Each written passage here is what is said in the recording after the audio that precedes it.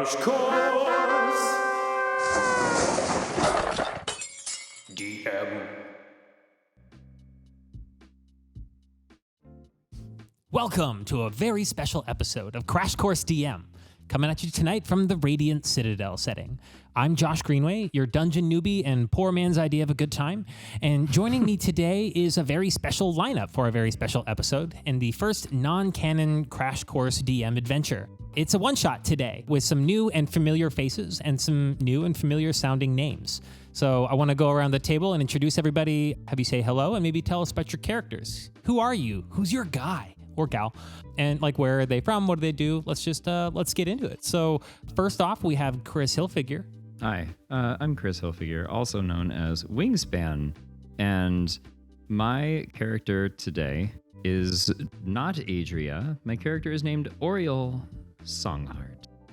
Oriole is a 6'6" wood elf ranger / rogue. This little, well, not so little ranger was abandoned as a child and left to be raised in the swamp and learned how to take care of themselves and or himself, and kind of became one with nature, but kind of in a very nihilistic way. Like, developed the mindset that if you can't survive in a place like this, you shouldn't be here, and if you are, you deserve to die. Yep, that's New York City, baby. Yeah. Interesting. That's cool. Does he have any records on vinyl, or is it? He's a real hipster. Yeah, he only wears fedoras. Oh, Wow. Dang. It's that sort of guy. Okay. Bold. Dang, Oriole. All right. How much does Oriole weigh? What? I actually put in here, I gave Oriole a weight, 195 pounds. That makes a lot of sense. Wow. That's More a solid weight. normal this time. And we have, as usual, Shay Ingram. Hi everyone, this is Shay. Today I, instead of playing Sir Dardendrian, the 9-foot-tall dragonborn, I'm going to go That is a sick name. slightly. Thank you. Well, Josh came up with it, but thank you. Nice. I'll take all the credit for it anyway. But I'm going to go a slightly different route. I'll be playing Squeaks Mizzlequill, who is a soft paw mousefolk coming in at about 2.5 feet tall. He's a wizard. He actually was raised in the city. Not a huge fan of the outdoors, actually. Prefers to stay in, a little more urban areas.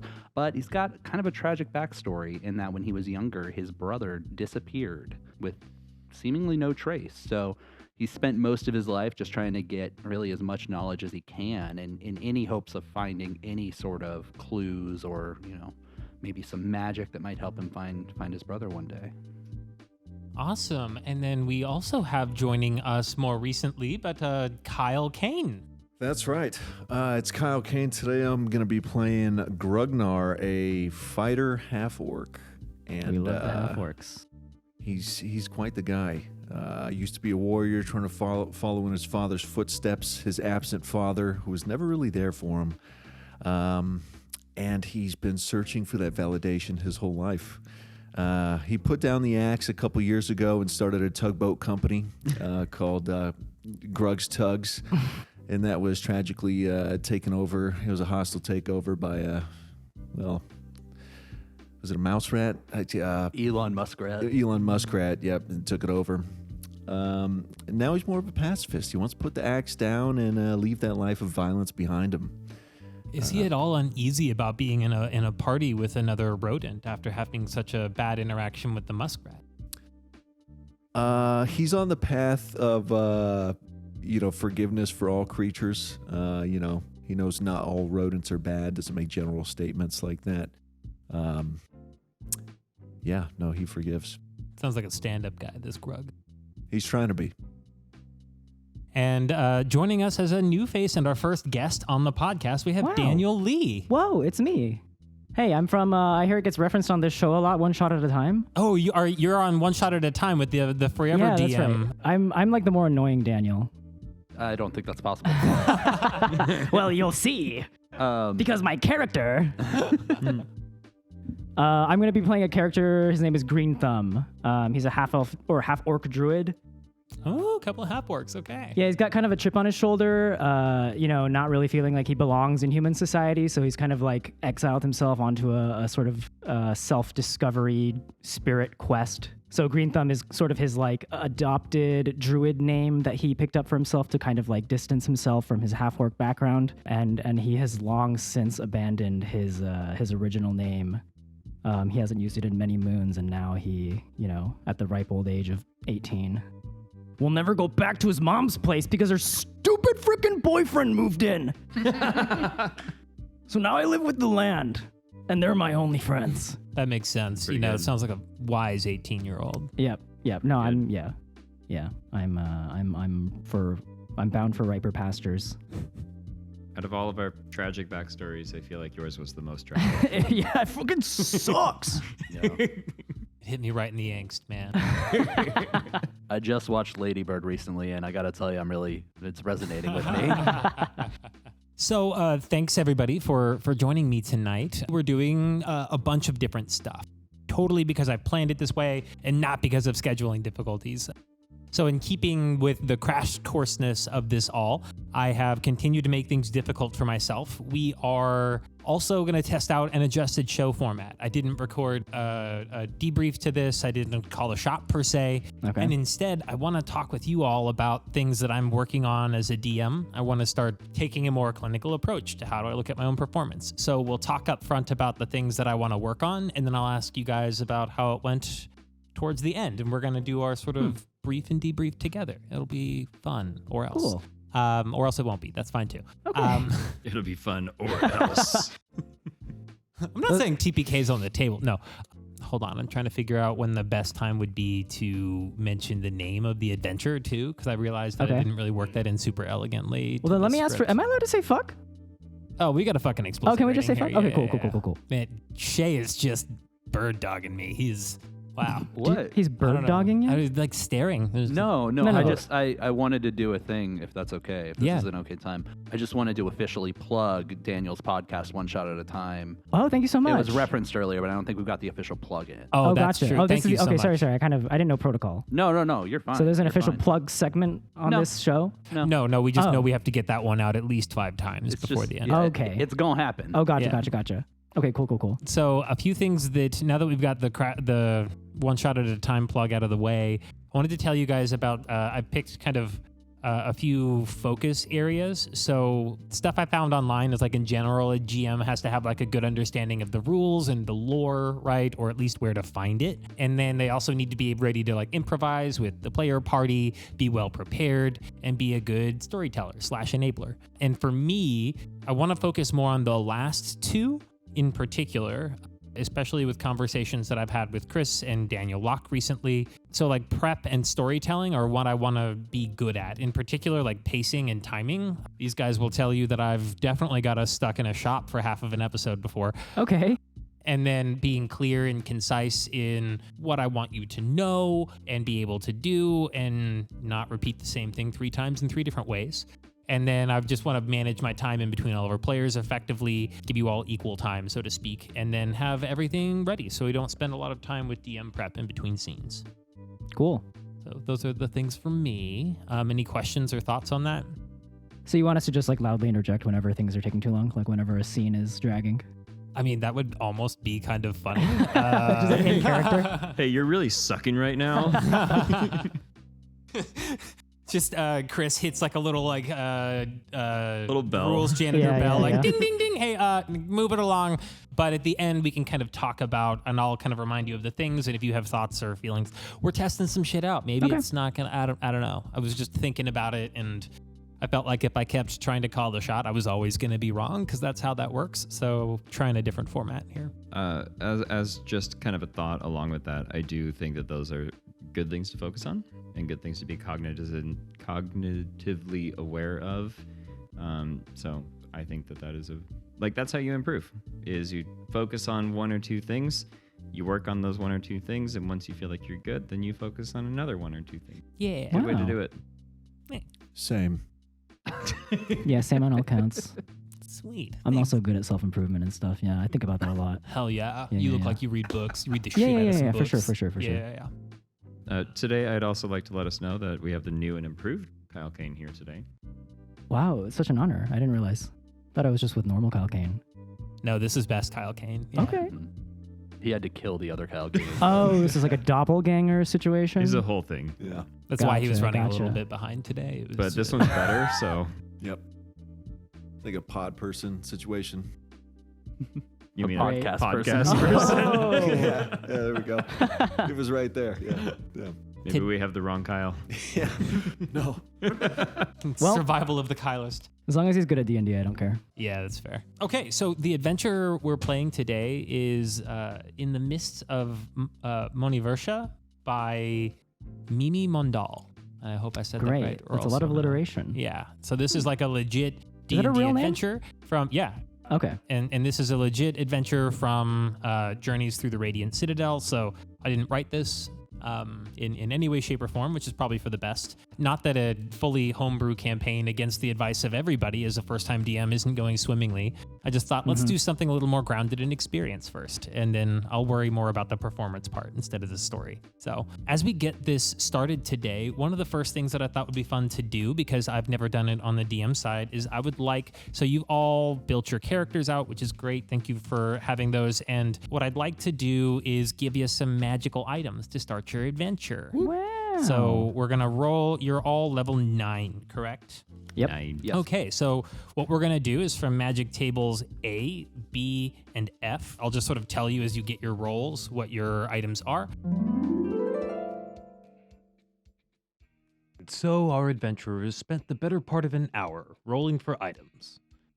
It wasn't nearly as exciting as it sounds, so here's just some of the highlights we cut together. Tell out your numbers so the audience can get into it with us. 99. No Whoa, way, did you really? really get 99? I rolled the Extremely same number exciting. twice. So sick. Dude, there's like a 1% chance to get that number.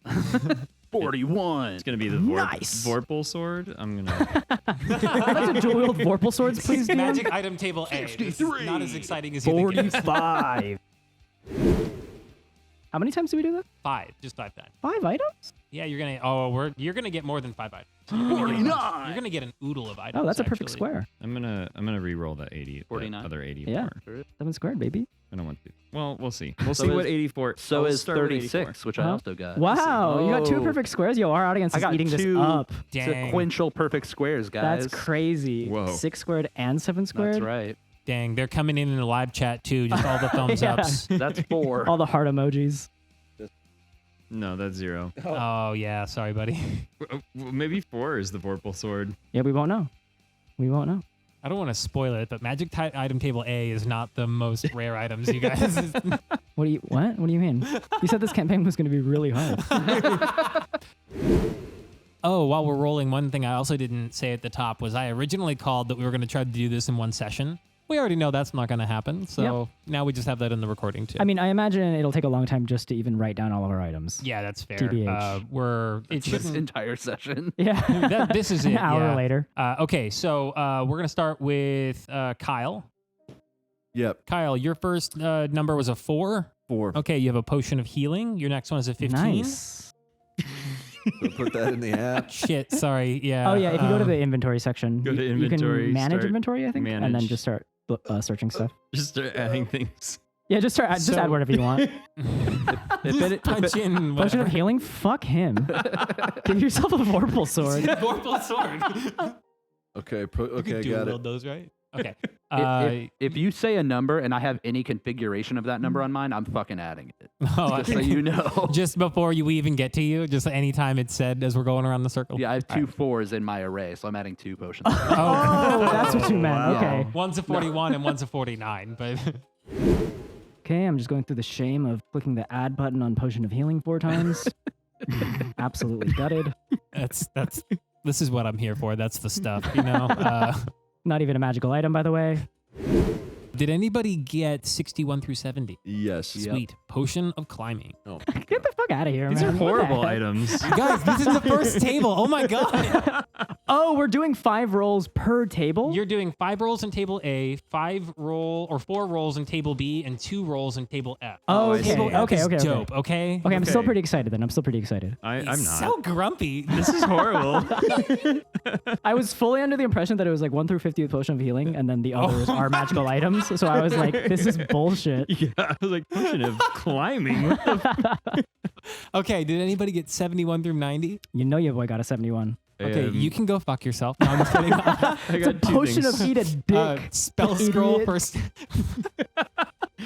that's Potion really of in there? spell That's scroll crazy. first level. Yeah, it's wild. Wait, Homebrew. potion of spell scroll? Then, God damn it. Is that what you said? Spell scroll first level. Okay. If you get a 99, fucking nothing. Yeah, did anybody get a Nothing. 99? Yeah, boy. Bag of holding. What? Bag of holding these Bag nuts. of holding. Oh, that is what a nutsack is, I guess. I have a 17. I also have a Ooh, 17. Yeah, potion of fire breath. Okay. It's not all potions, by the Okay. way, but there's a lot of Okay. potions going on here. 70 is Cogtome's ointment, which I'm going to put in the Discord because I don't fucking think I said that correctly. Something ointment. the Coke toast. Yeah, Cocteau ointment for when you get Cocteaus. Oh, I found it. I Oh. searched ointment and it came right up. That's Nice. when you grow out one of your toenails really long. Oh, that's right. Okay. It's a special oil just to keep that one long toenail hydrated. Last one. I did say 80. Oh, perfect. Elemental gem. Wow. It's a pretty dope one. Yeah. Okay. All right. Okay. So thanks so much for hanging out with that and doing the roll for some equipment. This is just something I thought would be fun to have is like your 9th level adventurers. You should have some stuff. And so I borrowed this from another DM that I got to play with recently named Keith, and I did not get his last name. So thanks, Keith. This concludes the Rolling for Loot section of today's episode. And to think in the future, I will just pre-roll their loot and give it to them when they arrive. Bright lights flicker on semi-transparent screens as a halfling man, whom you know to be named Palki, presses on various opalescent surfaces, all of them seemingly important and entirely unfamiliar to you, in an opalescent room on lush but well-worn seats. The opalescent walls extend gracefully around you, bending into doorways that lead to more rooms filled with passengers, and you can hear their excited chatter as it echoes through the hallways of this house-sized vehicle you find yourselves to be in. Everybody is excited to depart this vehicle known as the Moonstone Concord Gem as it sets down in the coastal city of Sagorpur, the mightiest city of the Shankavumi people, a bustling metropolis on the edge of a vast forested swamp. There's a wild, constantly changing river expanse surrounding you of nature, heavily forested, subject to the whims of these gods called riverines that inhabit the rivers here that are named after them. The city of Sagorpur itself is teeming with onlookers enjoying the Shankha Trials, the final event of a big competition that's happening at the temple located in the middle of the city. It's a tribute to the riverine Iravati, an ancient burnt clay edifice adorned by images of lilies and different spirits all peeking from behind moss vines adorn this thing. Countless spectators have filled the streets and they're just like crowding around to get as close to these trials as they wrap up. You have been called to the city of Sagorpur for the closing ceremony because you're here to collect holy water. You have been charged by the voice of one of the incarnate gods that lives in the Radiant Citadel, a gemstone deity kind of made up of smaller gems, and it takes the form of a lily pad. And you have all been hired by its speaker to replenish its stock of holy water from the place that its spirits all come from before they end up in the astral plane. And At the end of this ceremony, you're supposed to go to the river guardians that guard the temple after the ceremony to collect some of this water. So that's kind of why you are here. And as you depart the Concord gemstone, your party leaves out, and Palki stands there and watches as everybody exits and waves you off. And you find yourselves in the middle of a bustling crowd of onlookers. And go ahead and make history checks for me. Ooh, first roll. Natural 20. Okay. Ooh. That is a total of history. That is 22. Okay, Oriole's got a 22, nat 20. I got a natural 1 plus 8, so 9. Wow, so pretty Squeaks high. is a 9. So literally higher than me. I got a natural 6. That's a 7. Okay, and then a 7. All right. And Grug's got a 13. Okay, so Squeaks has never heard of the Shankha Trials before. Sorry, Squeaks has heard of the Shankha Trials before, but doesn't really know much about what is happening around them. And then, what's your character's name again? Greenthumb. Greenthumb. You think I'd know that with that great name. All right. Greenthumb has never heard of the Shankha Trials before. Grug knows, and obviously Oriole knows that these are a spectacle of like art and athleticism. So people come to dance and paint and sing and compete. And the trials themselves are named after these Shankha shells, which are like the shells of conch mollusks that live in the beaches and in the swamps nearby. Oriole knows that these are a really heavily used imagery in all of the Shankhavumi legends and lore. They're a huge icon of this area. These contests are held over a 12-day period every 12 years. And the competitors come from all around the different city-states and the different riverlands to compete. And this includes people that are descended from survivors of an old cataclysm that happened here. So one other thing that Oriole also knows is that there used to be another lost city that was taken once upon a time. And let me get the name of that one up here. That pause I was talking about at the beginning that I wanted to be prepared for. See, I already messed it up. That's cool. That's good. What do you Good mean? stuff. This is all getting edited. None of this happened. Well, he's going to make the pause longer, though.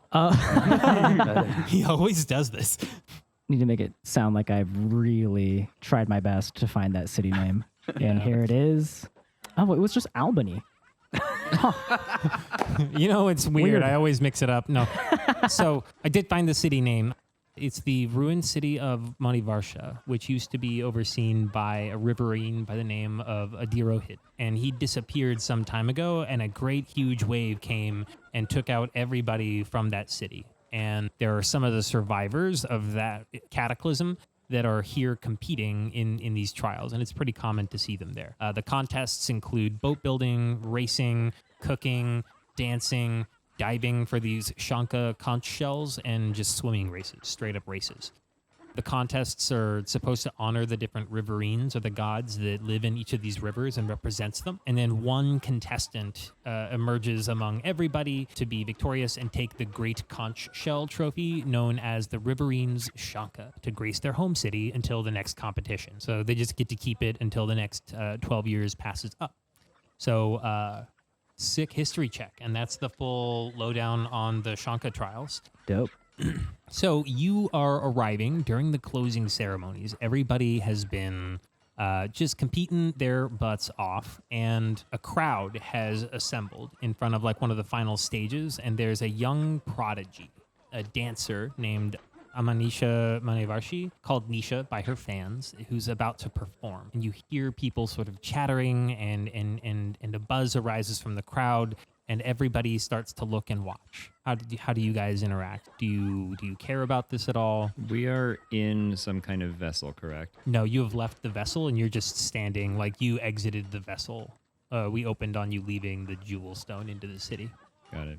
So we're just kind of like in the crowd at this point? Yeah, you're standing in the crowd. Your directive is at the temple. You're in the throes of the ceremony right now, and there's like a big exciting performance that's about to pop off. I have little interest. Holy shit, guys, I think that's Nisha. You guys don't know who Nisha is? Dude, she's like the biggest singer around these. This is like why I came here. To like See, dude, I'm like the biggest niche head.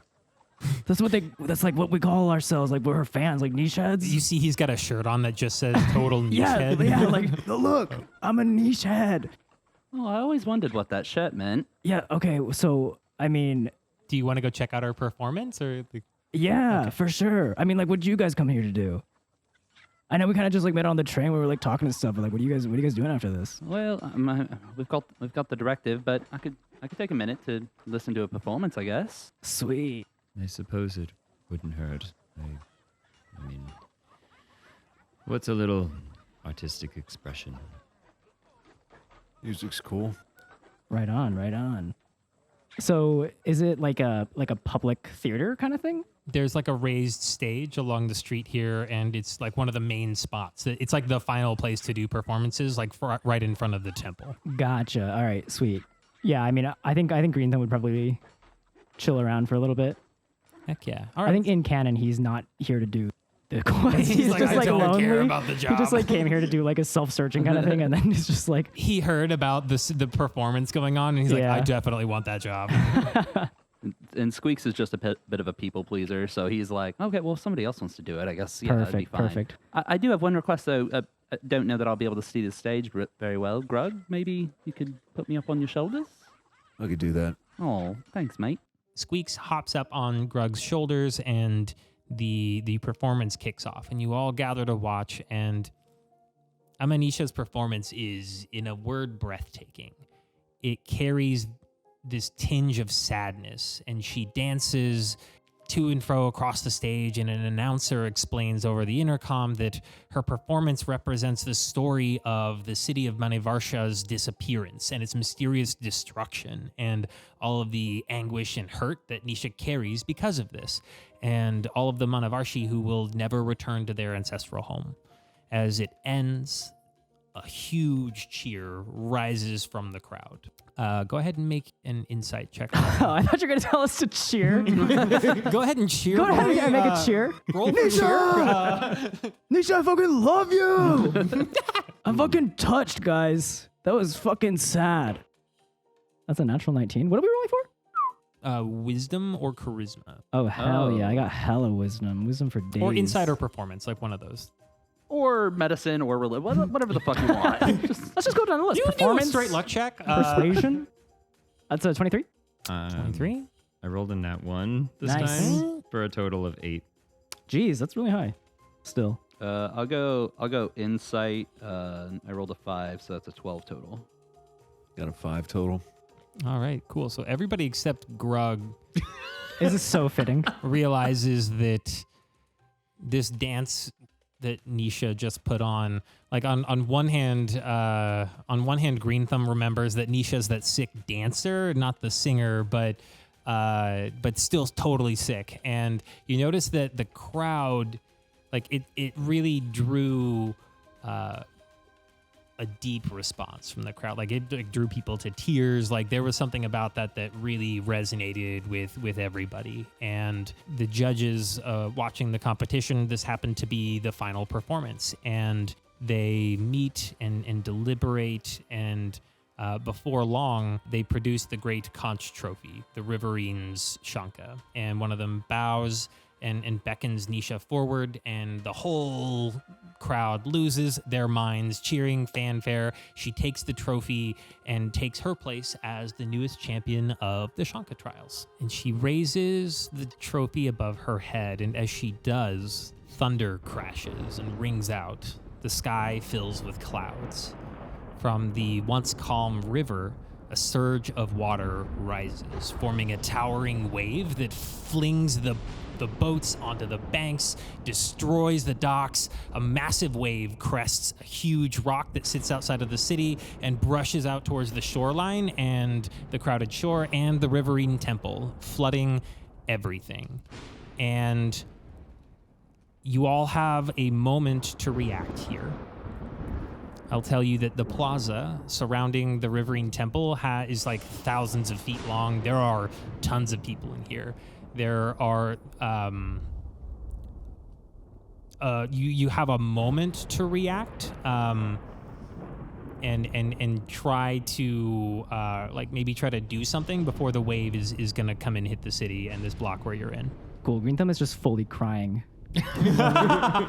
God, fuck, man. It's just, it was so beautiful. And I just want to say, like, I know you guys are here on, like, another quest or whatever, so it's just, like, so fucking cool. Holy, oh, God! I guess, can I, like, look for somewhere to take cover? Absolutely, yeah. You can make a investigation check. Somewhere to protect my precious Nisha. That's a 2. Probably like a, well, that's 6 with the modifier. Yep. Yeah, can we see where Nisha is? Make a perception check. Were you looking for Nisha with that roll, or were you looking for somewhere to hide? Was what you said first. Somewhere to take cover. Yeah. Somewhere to take cover. Okay, you see some like tall barrels that you could clamber onto that have ladders that lead to the roof of a building. Oh, okay. Yeah, I guess I'll kind of be like, you know, motion towards that and kind of try to make a break for it before everything hits the fan. Okay. Anybody else doing anything different while he's going to the ladder? After he motions, I'm going to shout in Grug's ear, let's go, let's go, let's go, let's go. Okay. And then you were investigating for... I rolled a 27. You rolled a 27. She's not there. You don't see her anywhere. She is gone, but you do see that the trophy is like laying shattered. I suppose I will join my people here and try to get to safety. Can I try to like grab 1 or 2 people on my way there? Yeah, go ahead and make a dexterity check for me. Let's see if you can grab some people or dexterity. Grug, what's the move? You following? You going up? Yeah, I'm going to put the mouse in my hands and run after that ladder. Nice. All right, great. Just straight dex? Yep. Okay, that's 16. 16. Okay, cool. Yeah, you grab 2 people. And you get them to like follow along with you. And then as you're all going up the ladder, I would like you to, so the people go up and then you're all following them up the ladder. And I'd like for you all to make an athletics check to see if you get up this ladder before the water takes you. Say no more. My athletics is sick. Not great. Just kidding. Well, I don't think you have to roll because you're riding in his hands. Yeah, but if he's climbing the ladder, I'm assuming I'm Okay, gonna have fine, to sold. hop You have to off. roll now. Be on my head. Oh, no, my athletics is actually really good. 19. 19, okay. I rolled a 9. 9. I also rolled a 9. 9. 15. Wow. 15. Okay, cool. So anybody who rolled lower than a 15, you do take a little bit of bludgeoning damage. You are going to take... Sounds like you took some bludgeoning damage. Oh, whoa. Hey, he's rolling some dice. Oh. Okay, you're going to take 6 damage, bludgeoning damage. Wow. Cool. But you just take bludgeoning damage. You don't get knocked off of the ladder. And then as things, as the water starts rushing by, you do all get up onto the roof with your 2 people that you saved, the 2 villagers as you went. What are their names? Their names are Oki and Playa. Good. Cool. Thanks. So they are, Uki and Playa are just terrified. They are not talking. They're just shivering, like don't understand what's going on. The destruction towards the center of the plaza, from what you can see, is not so bad as kind of what's gone around you, but you can see that the water levels are quickly starting to recede. And it looks like most of the impact happened there where you were all standing near Nisha, who again is missing. That being said, there was a pretty drastic damage to life. There are oodles of dead people and damaged people just sort of laying everywhere and scattered. It's a real mess of a time. And so people are starting to come back together again and try to sort of recover in the wake of this devastation. Daniel, could you roll a d6 for me? A D6. Yeah. Someone hit me with one. You? 4? So 4. Okay. So as you're standing there seeing the waters recover and everybody try to move on from what happened, you see that there is an old man searching the ground for just some like money they lost in a wave, and they're just sort of like looking around, just kind of casting about, trying to find something. And you see that behind them there is a group of people that are running and fleeing from a falling structure, and that this person is in danger of being trampled by those people as he's looking around. Oh shit. Okay. Let me see if there's something I can do. This is going on below us. Yeah, Like you down can in the basically plaza? see him like muttering and around about like, "Where's my silver? I'm looking for my. I can't find it. I need that. It's all we had." And he's just looking around, trying to find presumably some money that he lost in the scuffle with the Okay, wave. great. Yeah, I have the perfect spell for this. I'm gonna cast Speak with Plants. No, I'm just kidding. I'm gonna rush to save him, and then maybe cast like I'm gonna use Gust to kind of like push him out of the way of the villagers, and then I'm gonna be like, "Yo, old man, watch out! Oh, You're gonna get fucking trampled." Does he save for that or? Yeah, it's a DC 16 strength save. I think it just moves him 5 feet. How far away from us is he? What's the save on that? Oh, it's a nat 1. It doesn't matter. You definitely like he's like 20 feet away from you. Okay. Like you're at the top of the building. It's not that tall, and you can like see him down there amidst the rubble, sorting through it. So Okay. And then you've gusted him 5 feet off of his feet. I'm gonna say that that's definitely not enough to get him out of the way of the crowd, but you definitely have his attention right now. What are you doing? Okay, yo, You can't have you're my gonna- money. I'm trying to find it. What are you doing? Now's not the time to care about money, man. You gotta give up your desire for earthly Says possessions, but you. also you're gonna get fucking trampled. I can hear all those health potions clinking on you. You clearly What have do a you lot of mean? stuff. Someone I'm a gave me poor these. They're not man. mine. I rolled for these. I didn't even want them. I wanted something cooler.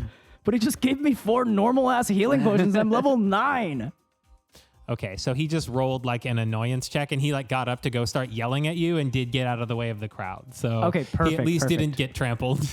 But Fuck, I didn't. Whatever, man. this is I don't wanna incredibly save rude. you Are you gonna anyways. help me find this, or are you just gonna like you just shoved me for no reason? No. What are you even looking for? My money. I lost my silver. I lost 20 silver pieces. You know what? Just take this gold and get out of here. I give him 1 gold piece.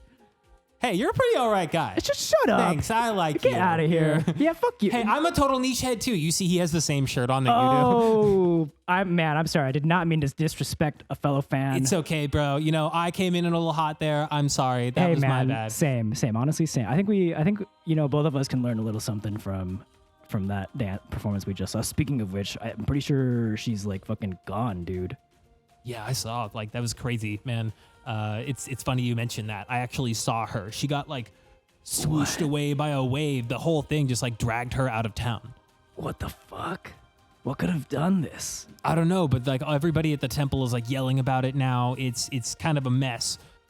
If you all are interested, you might go see if they're maybe organizing a search party. I think it would be a good idea for, some niche heads to get out there and try and rescue our girl. Yeah. It's like our responsibility as niche heads. It's your responsibility. Yes, I agree. I'm weak. I can't help you here, but like, please go save her. No, that's fine. That's fine. We got off on the wrong foot, but Yeah. you're a solid guy. Yeah, hell yeah, brother. Put her there. He fist bumps you. Yep. I'd like to point out that 10 silver is 1 gold, so you actually skipped him on a gold. Oh, He can't do math, apparently. So I thought it was WoW rules. My bad. it's all good, man. As long as you're gonna go save our girl, I got you. You can keep my silver that I lost if you find it. Cool. All right, yeah. What do you guys say? I know you guys were here to do something else, but it sounds like there's not going to be much we can do until we get Nisha back. So we're still up top, right? Like where we climbed. Yeah. We get Nisha back. What do you guys say? I'm having trouble hearing him from there, but I don't want to go all the way down. So I'm gonna cast message and just send a message to him that says, "Hey, what are you guys talking about? You looked really angry at first, but then you seemed to maybe be a little more agreeable." Oh no, yeah. I thought this guy was like a total pushover, like cheapskate, but turns out he's like a niche head. Oh, He said he saw Nisha got like taken by some wave out of town. So like we got to go save her. Who are you talking? Can this guy hear this? Can he hear Yeah, that? I think so it's- I I can think it's send mental, a message right? and then he can respond back. No, I'm I'm also- saying, Only but like I the can character that's standing next to him, he doesn't hear that, right? No. Yeah, it's all mental. Yeah. Oh wait, so No, you're I also am. just I am talking in your dictating head, as like, I say oh, it though, okay. because I don't understand how the spell works.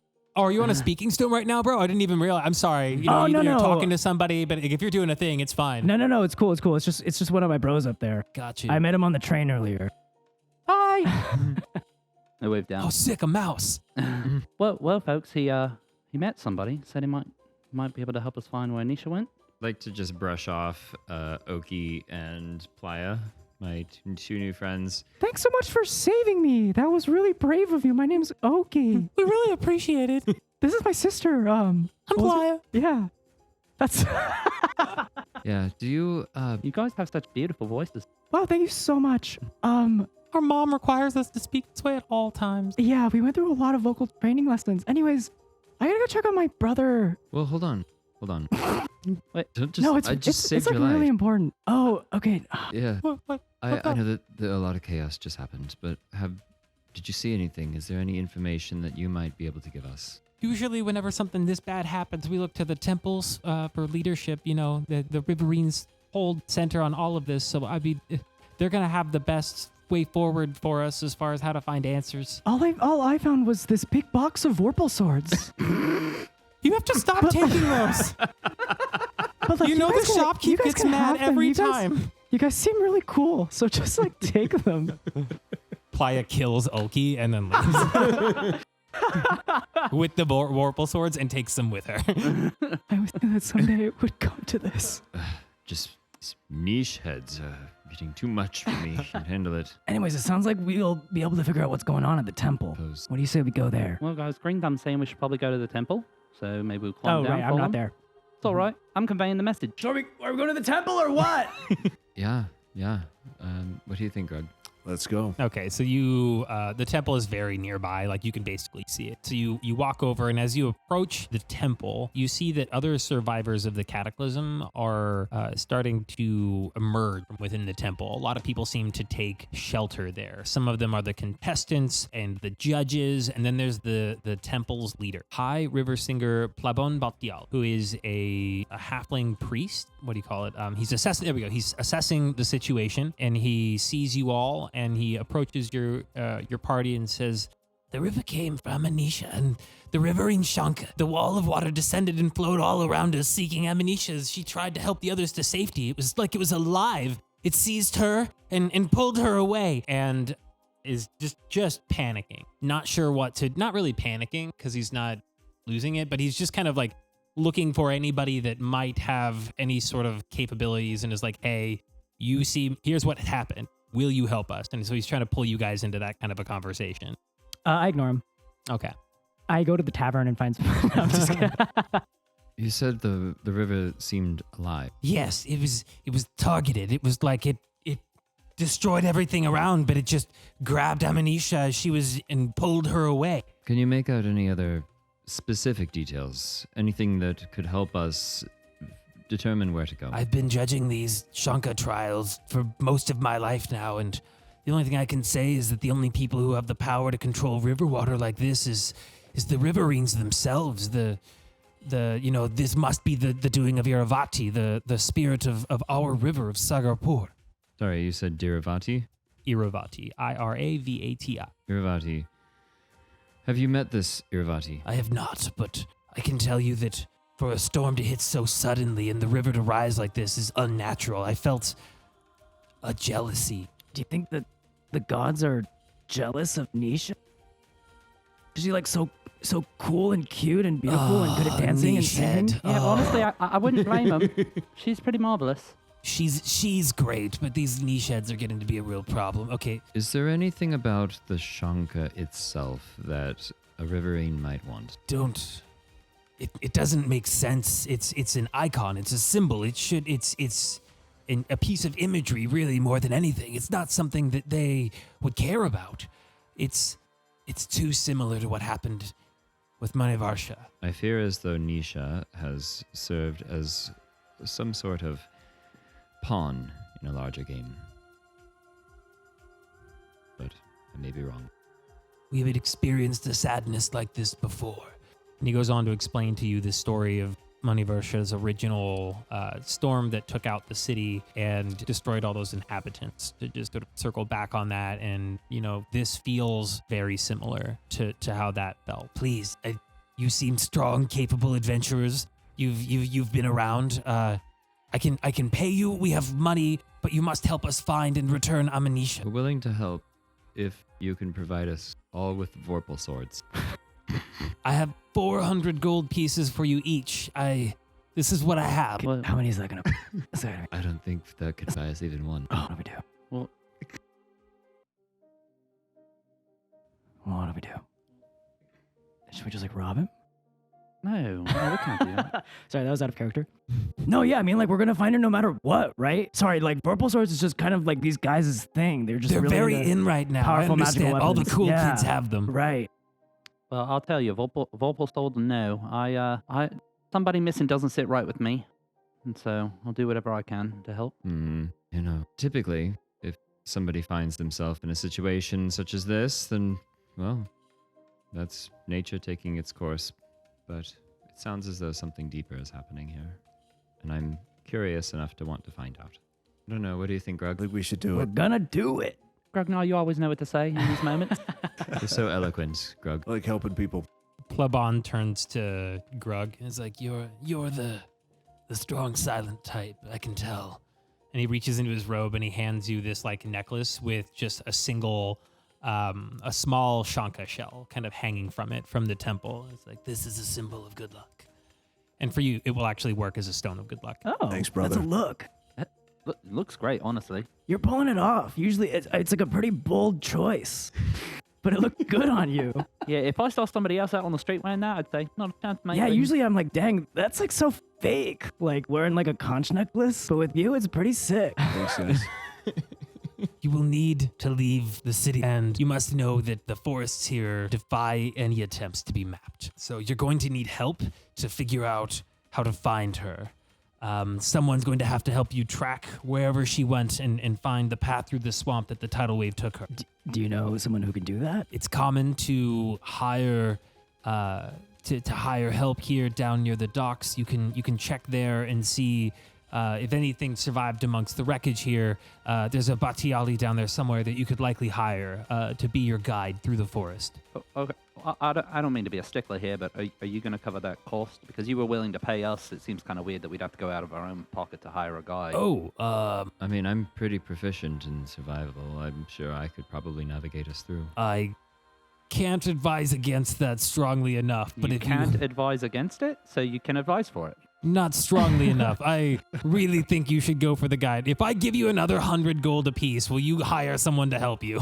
Yeah, okay, look, normally I would just be gold is not a problem, but I kind of ran away from my mom's house, so I'm actually really poor. I just gave that guy 10% of my entire savings. Yeah, it was pretty reckless. I'm not quite sure. But I mean, for a niche had anything, you know what I mean? I didn't want to say anything, but that does look like it's your only shirt, and there's a lot of holes in it. I had to sell the other ones.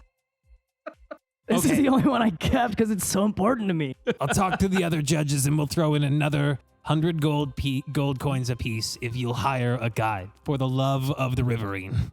Great. I suppose. I have a feeling I'm going to be telling him what to do the whole step of the way. That's a what we would call in the biz a good problem to have. Sure. Wait, what? What do you mean? What does that mean? Yeah, I gotta tell you, folks. It feels like he's trying to pull a fast one over on us, but Okay, hold on. Is this guy to just scam us? Can I make an insight check on this gonna guy? Yeah, absolutely. Somebody had to say it. Can I make an insight check on the very important heck is this NPC in the weird- pre-written module if he's trying to scam us? No, you need to go find a tracker. I'll pay you extra to find a tracker. Fools, the NPC was a trap. I only introduced you to one NPC and he tricked you. That's a 9 plus 7. That's 16. He's being he's just got your best interests at heart now. They're desperate, they need help, and he's just trying to but he's being sincere. He's not being sketchy in any way. Never mind. I guess he looks pretty legit. I don't know. I mean, he's smiling super awkwardly, he's clearly clueless, but practiced in a mirror. I suppose he is looking out for us. I'll be honest, I have a hard time connecting with new people too, so I guess I'll Yeah, probably man, just I chalk it feel- up to that. Oh, I've made that same dumb face before. you mean the one you're making Dude, he's standing right now? there. Am I doing it? Oh. You see that, like, actually, people are giving you a wide berth on his side of the group. Like, people are staying away from him. All right, well, Anyway. Grug, what do you think? 100 gold, 100 gold. So insightful. Do we get paid up front? Could we get like a deposit? Because, I mean, how are we going to pay the guide if we don't get paid up? yeah, I'm trying to make this a 2-shot. Make a persuasion. Grug with the important questions over here. Make with the persuading. Let's see how it goes. 7. I'm sorry, it's just we need to be results oriented. You understand. It's the temple. We're not made of money. It's all donations. But rest Okay. assured, I'll talk with the other judges. We'll go out of our own pockets if we have to. You know what? Because I like you and you're a strong silent type, here's 100 gold for you all to hire your guy. But Great. only Thanks, 100 brother. gold. That's what I call successful negotiation, chat. Nice. Wait, so we all get 100 gold. Only the one guy got the 100 gold. Unbelievable. Okay, I'd like to also make a... No, I'm just kidding. All right, Grug, you're in charge of, I suppose, speaking with this useless guide. he's standing right there. Oh, the guy. No, this isn't guy. the Oh, is guide. this the guy? This is another idiot. He had a hard D at the end. It was guide. To be fair, Oriole thinks this guy's useless too. All right, well, yeah, okay. I mean, you know. Yeah, well, what do you say we go to an item shop and try to find some vorpal swords? I mean the ducks. I guess we should really be carrying more of a sense of urgency. I do care about Nisha a lot. All right. We all kind of care about the DM a little bit. I mean, No, we don't. Let's be real. Okay. Yeah, you're right. I'm gonna go to an item shop. yeah. So we'll go find this guide, I guess. Okay, so he directed you towards the docks, and you leave the temple and you head southeast down through the city, and you make your way to the docks after walking for a little bit, and you see that all of the riverboats are in complete and total disarray. They're severely damaged, and nobody is operating right now. But you see, coming down the river, there's actually one skiff that is pulling into the harbor. They seem to have not been around when everybody else had their shit fucked up. So there is a lone person navigating the boat as it pulls into the harbor, and you see a human man get out of the skiff and tie it onto the docks and start walking along the shore. Having just come out, and he's got like a bag with him, and he's got a little bandana on his head, and is just sort of kitted out for surviving in the swamp, and is sort of walking along the docks towards the little like check-in station. Look, everyone. Like he might not have been here when everyone got their shit fucked up. Yeah, that guy was like described eloquently enough to make me think he might be really good at navigating. Yeah, he definitely seems equipped for the task. This guy looks like a poser to me. As somebody who was raised in the swamp and know every corner of it, see the point in why we're even doing this. Well, I mean, we got the gold, right? Yeah. No, Grug got the gold. Yeah, maybe Grug, you should go talk to him because you have the gold. You go talk to him. If I talk to him, I'm just gonna end up losing this contact. You also got a great way with words and that great conch shell necklace. You're right. You really do have. Yeah, you were so persuasive with the last guy Yeah. that I think you should really take this one as well. I was blown Okay. away. Yep, I got it. Wow, look at him go. You guys, So stoic. you guys got the 300 gold, right? For your shares, wasn't it like No, you're the 100 only one that extra? got Wait, gold. what? You guys got gold too? I thought it was No. 100 extra per person. No, for this no, guy. he, No, he just just gave you you. 100. Okay, Look, so if just everybody me is got getting gold- the guide. Well, I think you can talk him down. I don't think it's going to be 400 gold for the guide. I think you can talk him down probably. No, yeah, the I got DM made this. it seem like it was just going to be 100. In my opinion, if you're paying more than 50 gold, you're getting ripped off. I'll tell him that. Tell him I said it. Yep. I'm fine with that. Okay. So you're gonna walk up to Duca as he's like, oh, I said his name already, but the guy. Let's see if a name tag. He looks like a duca to me. He's got a little hello, my name is Duca. He's got, it's just like a vest that he's got on, and it's like embroidered in the back. Hello, my name is Duca. Do you need a tour? Hey, Duca. How did you know? Look, my I name? told you Oh, hey. Who are you? Why do you know my name?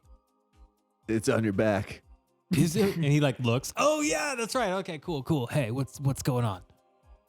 You looking for a guide? Are you a guide?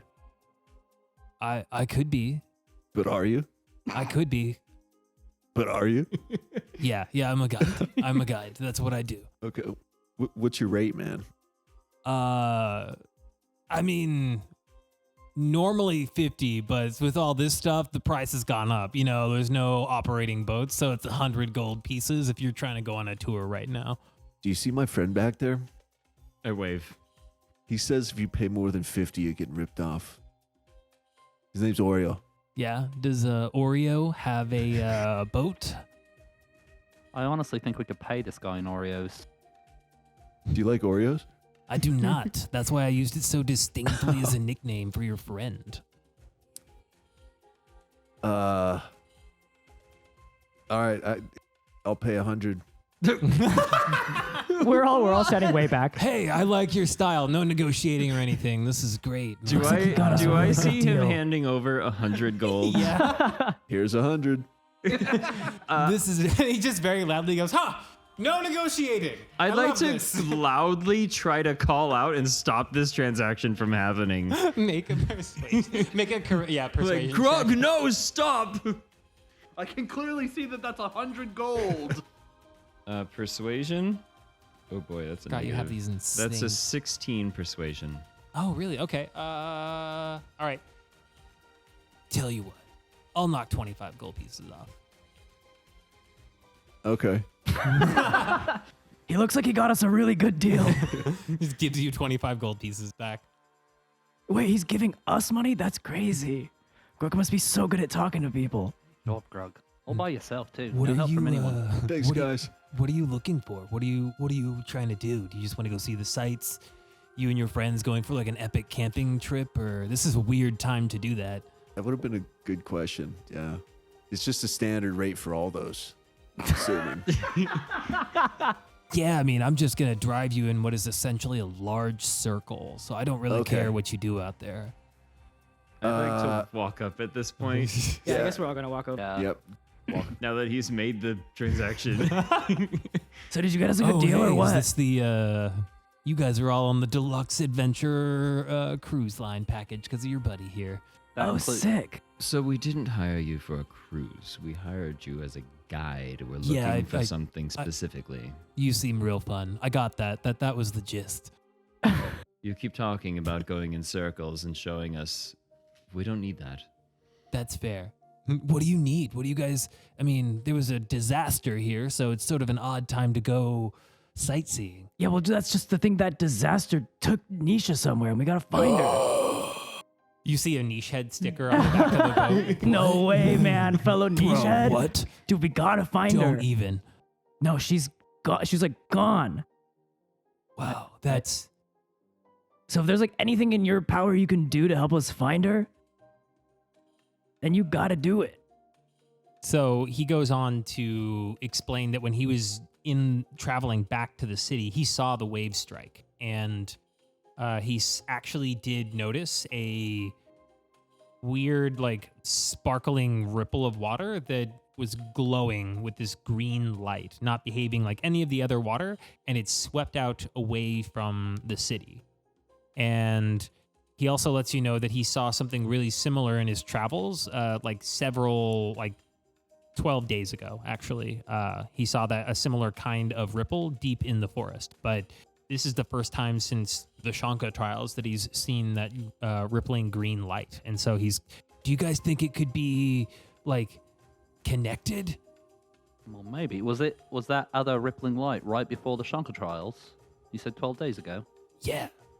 Like the night they started. Interesting. Definitely seems connected. What do you think, Grug? Sounds connected. I knew it. That must be connected then. Maybe we talk to, like, one of the river gods. Do you know where they are?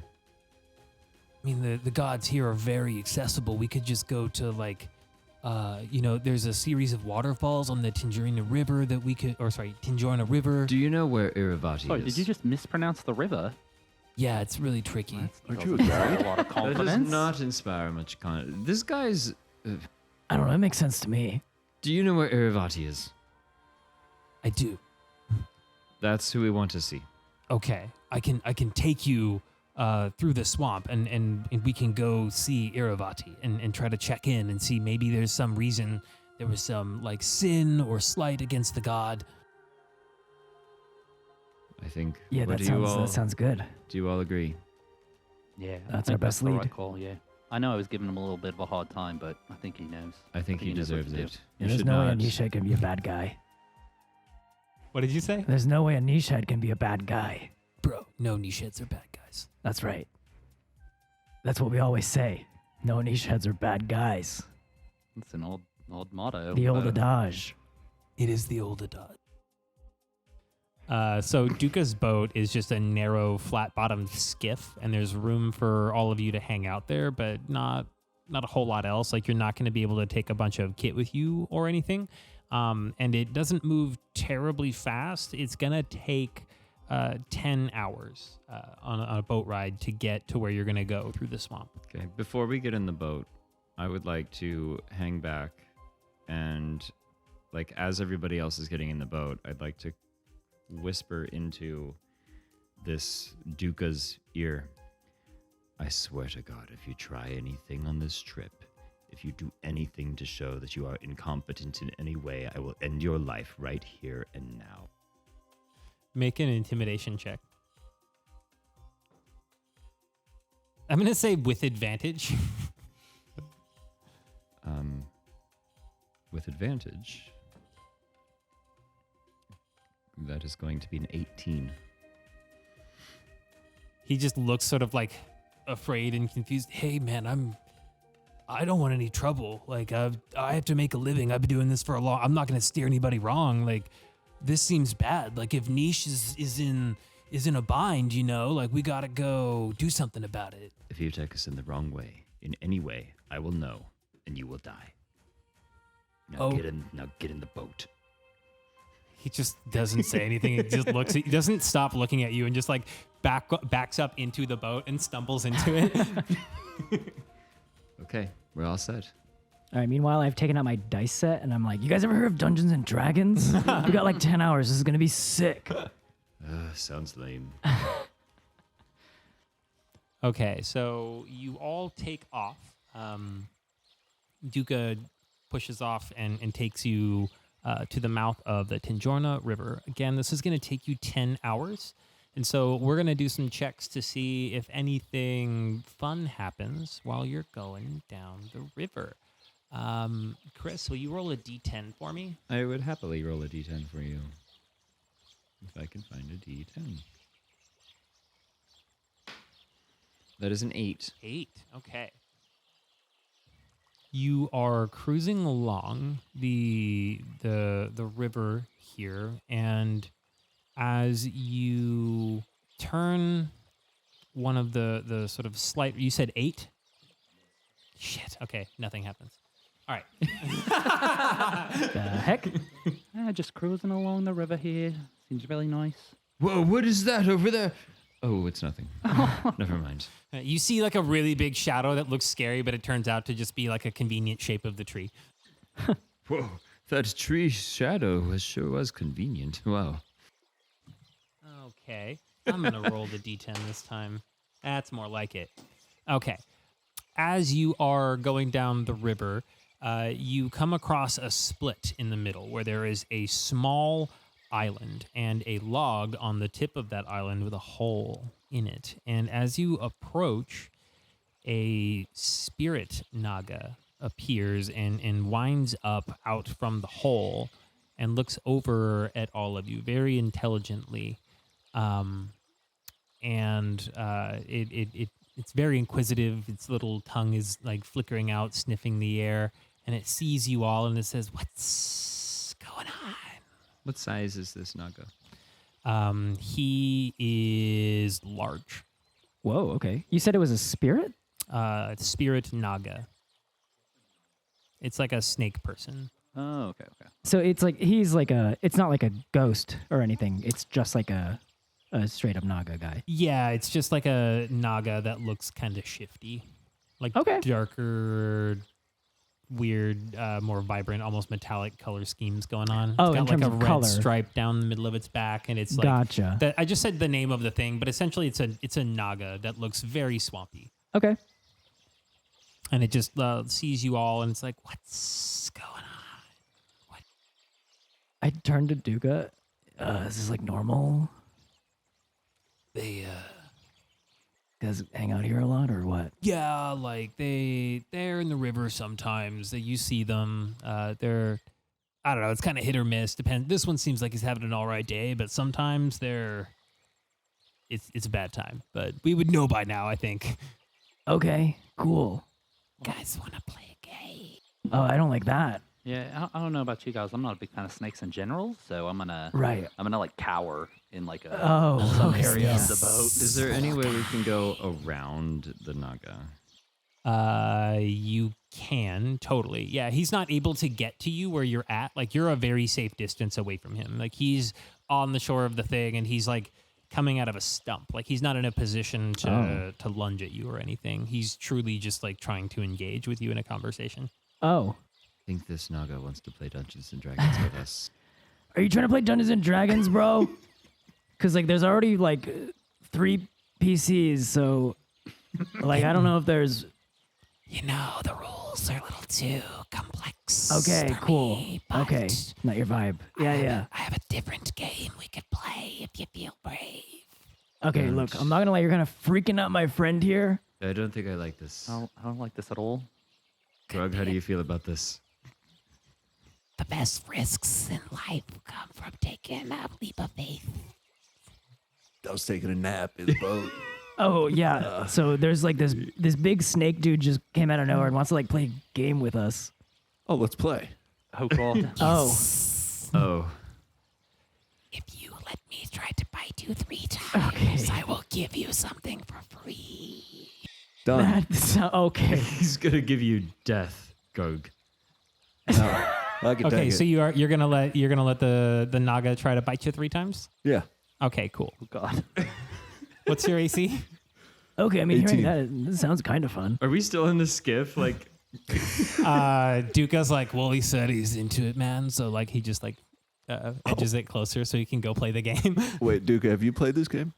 I haven't, but like I've heard of it before. Duke, Oh, you okay. should play too. You want Duka to play too? All right, make a persuasion check. This could work out very well for us. Oh no, that's not going to work out very well for me. That's a 3. Why don't you try it, man? Sorry, Chicken. not interested. That's what I thought. Grug, are you really gonna play the? Yeah. Okay, cool. What's your AC? 18. 18. Whole time I'm just like cowering Okay, so in the that's corner. first one's an 8, so it does not hit. Ha! So it bites at you and it's like, oh, sorry, I slipped. Second one, Adamantium, baby. 10 plus 7 is 17. Sorry, that's me. Involuntary when I'm scared. I can't help it. You would think if he was like scared, he would be less loud. It's cool. I totally hear it all the time. Don't snakes eat mice? Oh god. Yeah, that's kind of the whole reason I'm freaking out right now. Thanks, Oriole. Okay. So tries to bite you 3 times. None of them land. Ha! It's like, well played. This guy kind of sucks. This was not an What a interesting toothless game. snake. Greenthumb, don't taunt him. Take this. And then it throws a little shiny object super high up into the air, and it goes down to land directly in your hand. And you have a pearl of power. Well, what is that? Sweet. A pearl of power is Add it to your inventory. yeah. So like you can use it as an action on your turn to speak like a command word for it, and then regain like an expended spell slot if you have like slots. Whoa, that must be like so useful for him. Does it look cool though? I'm gonna put it on my necklace. Sick. You Damn, could that probably, looks sick, dude. you could Oh, probably but- throw it at something. If, You need to add You the wanted- necklace to your inventory too. The stone of good luck. Oh, I added that one. Yep. Okay. Nice. Pearl of. Okay, I'm gonna throw that on my necklace too. What does Stone of Good Luck do? The Stone of Good Luck, I think it just gives you a It's gonna give you like luck point. inspiration, kind of. Oh, cool. Yeah, Plus nice. 1 to saves and ability Oh, that's what it checks is, or yeah. something. Ah. I haven't been adding that. Yeah, I don't know. Seems like you haven't needed to. Yeah. No saves yet. The Naga looks like super stoked, like nobody's ever done that before. You're What either did it, brave or um, stupid. What did it look like when Grug was dodging the snake? So Grug was just letting the snake dodge and or bite, and the snake like literally bit into the chainmail for the first bite, and is like, okay, chain, I see. Goes to bite a second time, straight up misses. It was just shining in my eye. For the third one, it just bites the exact same chain link again, but gets even more tangled. Just forget it. He talked a big game, but he's kind of just like a wimpy guy that sucks. Yeah, this guy's. You Terrible. sure you guys don't want to play? I mean, I only had the one pearl. looking at that, I'm like, oh. Oh, so now that you're. He loses once and he just like, okay, yeah, GG. He's super What a mad and like fucking red faced, loser. and he's like, I'm going back to my stump. And it just like slithers back inside. He just like lives in a slump that's so fucking lame. What is he doing here? Like, what? Why? Play judgmental out there for a guy with one shirt. You have no way of knowing that. That's metagaming. Metagaming snake idiot. So Duka pushes away, and you leave the Naga behind, and there's a pearl of power now with the party in Grug's Wow. inventory. Nice alliteration again. Yeah. So Pearl you of got power with the party. one more encounter check. Let's see how it goes, everybody. I rolled the wrong die just now, so that doesn't really do. Cool, yeah. Doesn't really do it. You want to roll a d10 for me? Okay, sure, yeah. That one like slid across the table really dramatically. Yeah, it was not even a fun roll either. This isn't a 12, right? We That's wouldn't a have even 10. known, man. That's true. It's a 6. Oh, it's a 6. Cool. You are reaching the end of the swampland, and the river is cutting into a more densely, firmly wooded area. And so still swampy, but more forest than that. And as you approach the first heavy line of trees, 6 swamp spirits emerge from the water and surround the boat. And they're all yelling at you in their different voices, but essentially they're just like, Give us all your valuables.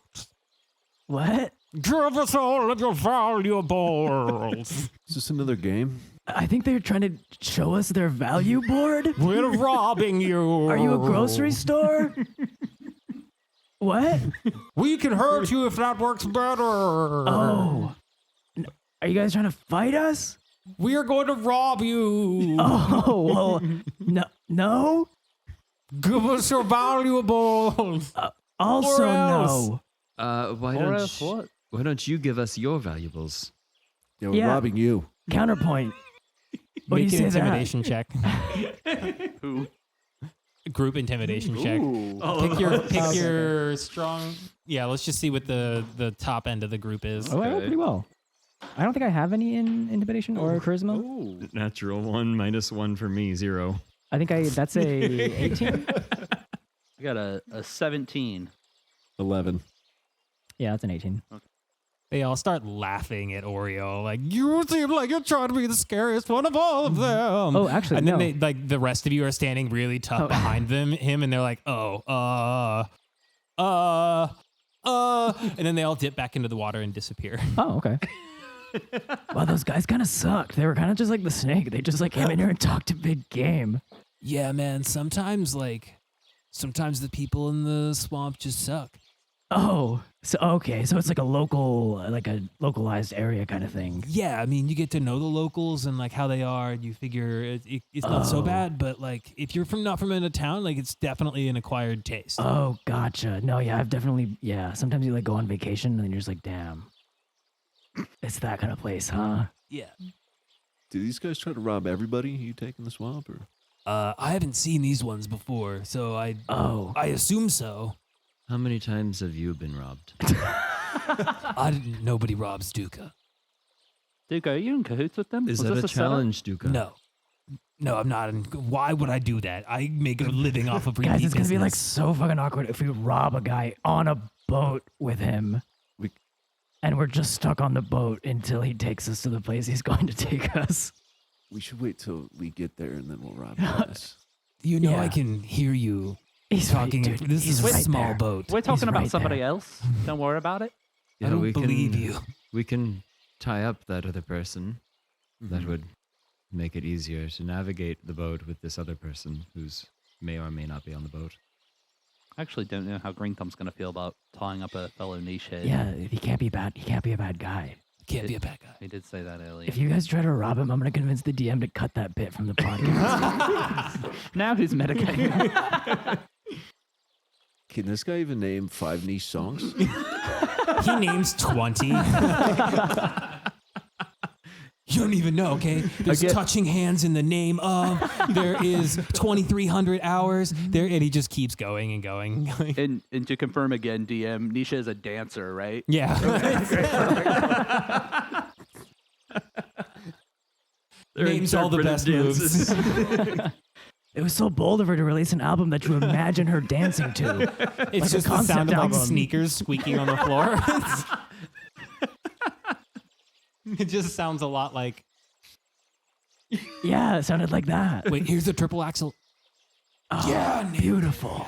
Wow. Nailed it. He puts his speaking stone away, so it stops playing. All right. So are you gonna let him guide you through the rest of the way? Wow, is that Inivati or whatever his name is? I think I see him over in the distance. So, as you pass the line of trees in the river, a gradually increasing roaring sound drowns out the swamp noises and the sort of lush forest life. And before long, the river turns and reveals a series of parallel waterfalls that cascade from a ridge that's running alongside of the river. And there's a chain of sparsely forested islands that lie along the far side of this river, sort of opposite from the falls. And Duca explains to you that this is actually the place where he met the riverine, Tinjhorna. And he moors the boat amid the islands that are opposite the falls so that all of you can try to get in touch with the riverine. And this way you can also try to like be safe in case the riverine's having a bad day and you have somewhere to shelter. Sorry, Duca. Didn't we hire you to take us to Iravati and not Tinjhorna? Well, I might have said the names wrong before. Tinjhorna is who we want to go to first. That's my bad. Okay, common mistake. Yeah, they sound really. If you spoke the local language, you would know it's a really easy mistake. Well, It's just my Oh. bad, and not the DM screwing up at all. Who's Iravati then? Iravati is the. We were going to DiGiorno. No, you don't go to. It's not delivery. It's not pickup. Just so yeah, going a level up here for a second. Iravati is the river spirit that Plabon assumed was the one responsible for the flood and the wreckage, and then Tinjhorna is the riverine that Duca knows how to get to and talk to directly, so that you can talk to him and try to figure out what's going on there. Duca's fucking useless. Okay, cool, yeah. So basically we said the one guy, and you were like, yeah, I know where he is. And then you brought us to another guy. Look, I was just assuming, but I swear to God, this guy can help you. Look, sorry, like I don't mean to like put you on blast, because like I know you can't be a bad guy, but like Can't be a bad guy. That's kind of fucked up, you know what I mean? That you just like you basically just lied to you've us. never had a verbal flub in your life, bro? No. I don't believe you. I can attest. Shut up, Greenthumb says dude. what he means and means what he says. Yeah, that's right. I've known this guy for like 6 hours. Yeah. But in that entire time, stand up, mate. Yeah, you think I told a lie in those 6 hours? Make a perception check, all of you. Oh God. Just moving on. DM's had enough. The 18. 19 for me. 25. Oh. 21. These guys are Perceptive as perceptive. fuck. Yeah. Okay, so you all notice that as you are berating and digging into Duka's background, that behind him in the dark parts of the bushes, 3 sets of green feline eyes are watching you from the foliage. And hold on a second. Wait for...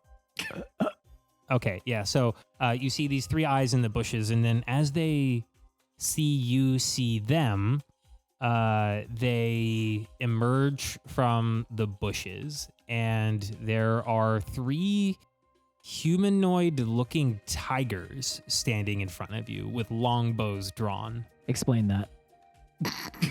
What is a humanoid-looking tiger? I got you. Are you I talking got like you. a tiger man, Bro? like top half tiger, bottom half man? I'm talking about a little bit of everything. You know what I mean? No. Did you ever play Bloody Roar on the PlayStation? Also, no. Okay, well, This it's- won't be any help then. But like That would have been crazy Skyrim. if that reference hit, This though. is basically what you're dealing Almost with. like a Khajiit. Okay. 3 of Yeah. Okay. but with green eyes. Gotcha. Can you explain that? The color green. What do you mean by that? So let's Like start new- breaking down new frequencies eyes? of light, everybody. Now, Have you ever watched light refract off of an object? so you have 3 like humanoid tigers with bows drawn who have just stepped out Oh, of the bushes. bows drawn? Yeah, long bows are drawn. Okay, these guys are not fucking around. I don't think we should ask them their pronouns. They look like they are fully ready to kill us. All right, that's fair. I'd like to Maybe common courtesy goes out the window when you're being drawn upon. like raise up. Are they? How far away are they? They're probably 40 feet away. 40 feet. I'd like to raise up a hand and say, Yes, or "We You both start talking at the same time and then stop. Then stop. No, you please. No. So you were saying. no." They shift their feet, looking kind of annoyed, like.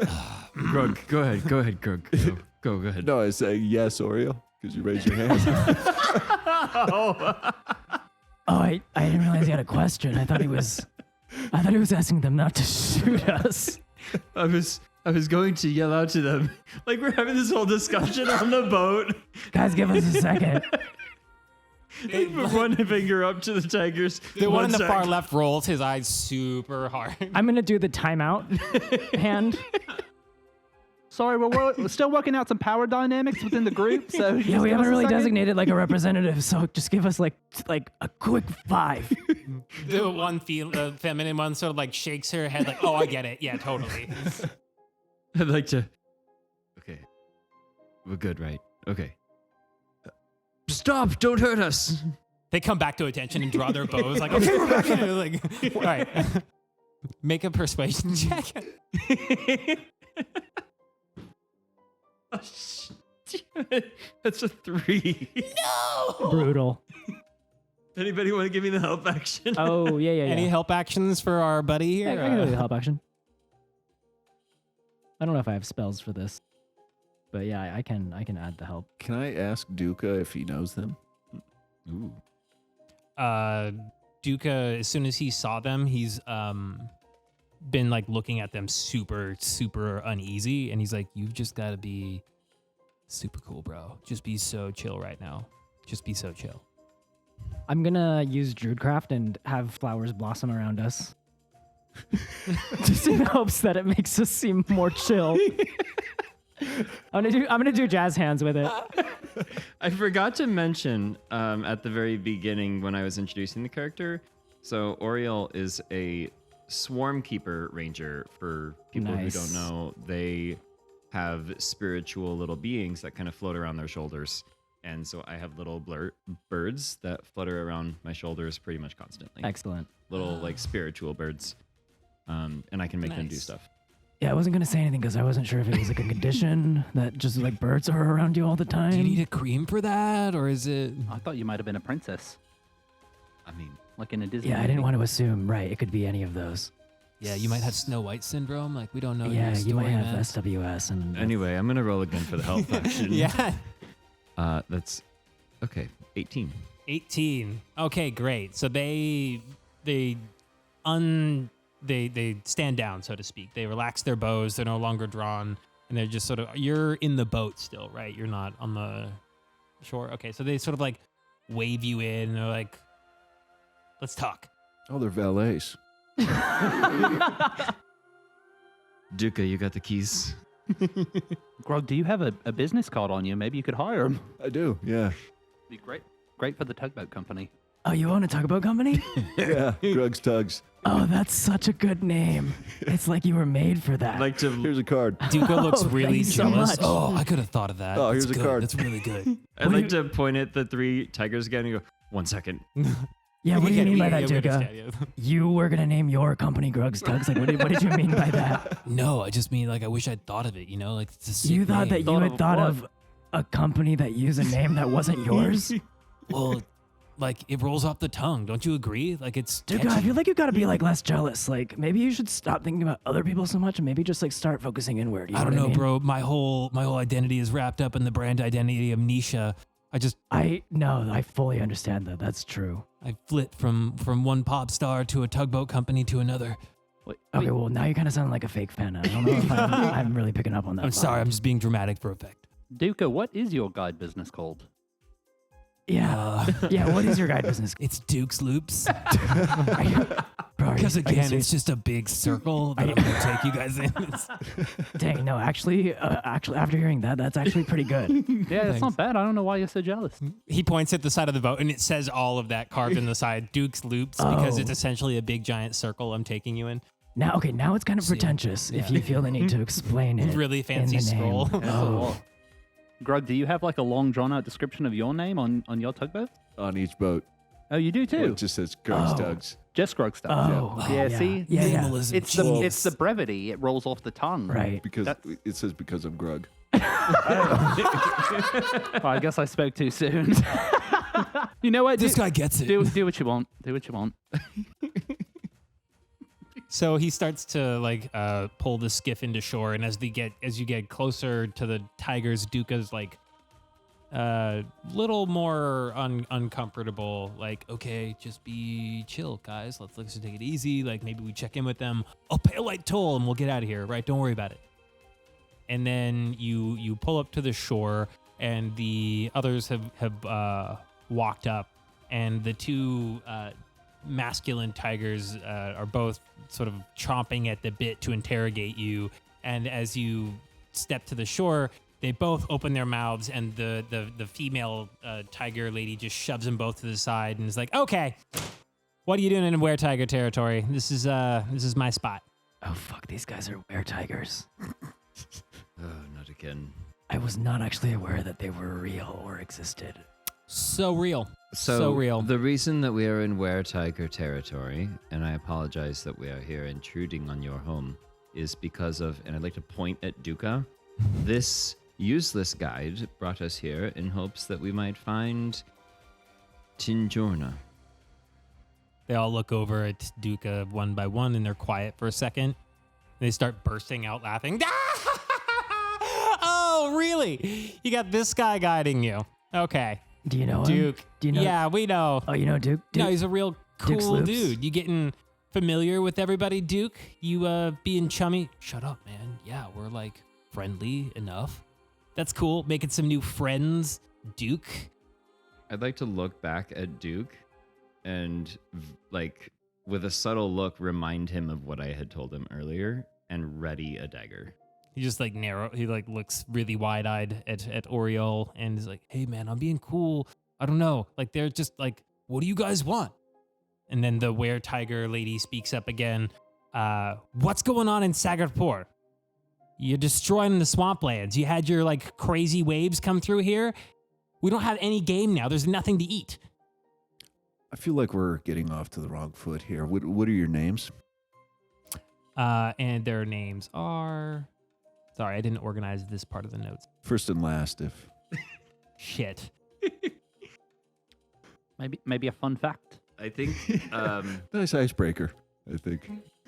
Oh wait, you know what? Let's do this. can we play 2 truths and a lie? Do they call you were-tigers because you're like hard to find or what? Like That's where? part of it. Yeah. Where tigers? I don't know. They could be anywhere. Maybe you should put that in your notes. Okay, so they are. They introduce themselves. The woman the were tigress is Rena, and then the other two are Ulir and Giral. And they explain that they have been assuming that the disturbance in the swamp came from the people of the city, and that they are just in an extra defensive mode right now because they are just assuming that everybody around is here to do some kind of damage to the river or the riverine Tinjhorna, who they all basically work for and serve as their, that's kind of their patron deity. And wait a second.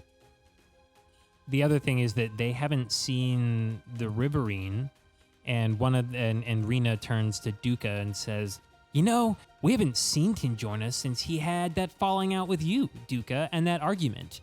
And explained that the riverine often spends time at the pool atop of the falls, like when they would see him. Swamp drama.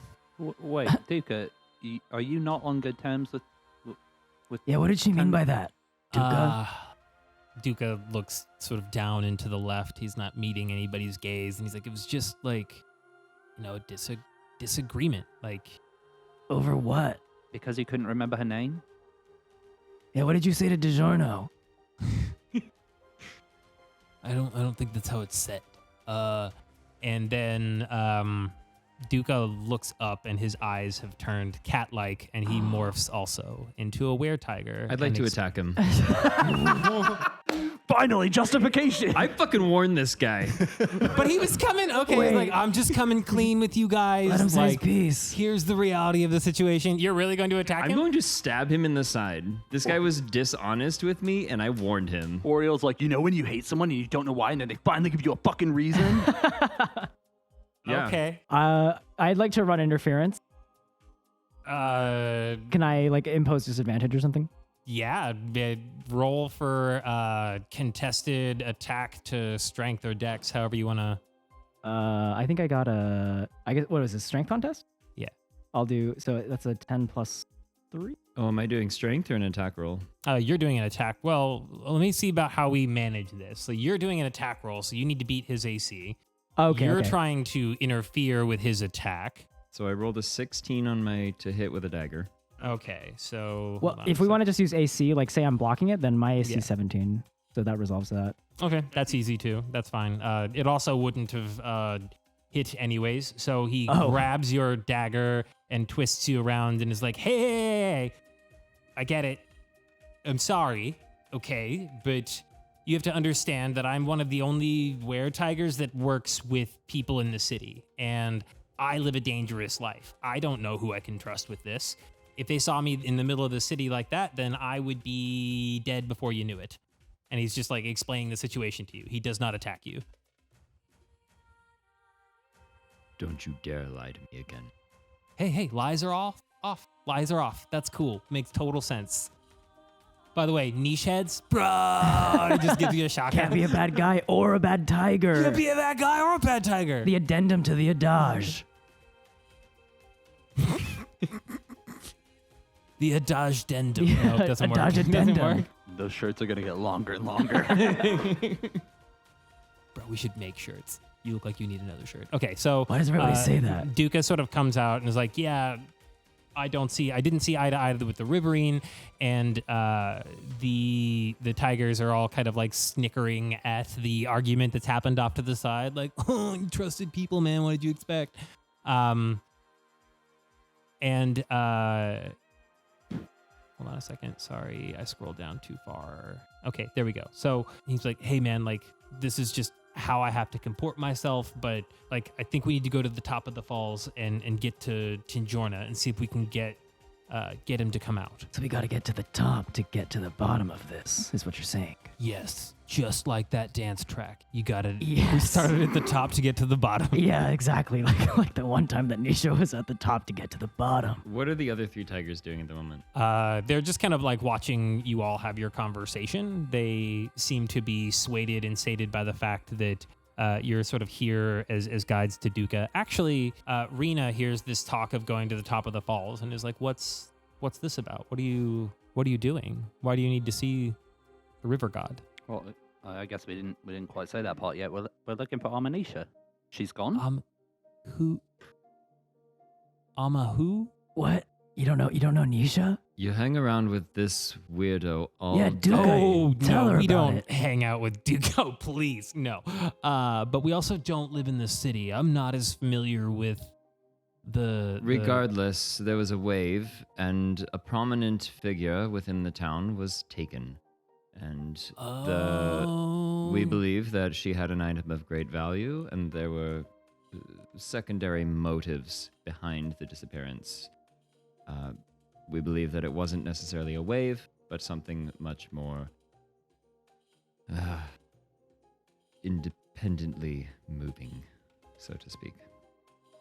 And Duca adds his story about having seen the light 12 days ago and then recently again. And Rena's like, okay, we'll let you pass and you can go. Good luck. We haven't seen Tinjhorna in a long time, but it sounds like that's probably the move. And they're not going to get in your way or stop you. All right. Grug, how do you feel about this whole situation? Feel great. What's wrong? You didn't sound as confident as you usually are. I still thought we were going to get pizzas. I Yeah, should that- have just stayed back in town. Well, yeah, I mean, that's kind of the DiGiorno's thing is like you keep the pizzas at home and then you make them at, you don't have to like get them. But I'm Wow, you not guys at lured home. him into the swamp with food? That's really messed up. Well, okay, no. It's going to take a long time to, okay, hang on. So, You explain everything and Rena just leaves. She's like, yeah, so never it's mind. Like, so no, so you have to go to the store because you buy them frozen and then you like, but they're at home, you know what I mean? Like you don't need to go out for DiGiorno's. But I thought this was the store to get the DiGiorno. No, I yeah, thought that's what we were they, doing. We like were going they straight out up and sounded getting like them. they were. I don't remember if that was this guy's. Oh no, it was the ghosts that had like the discount board.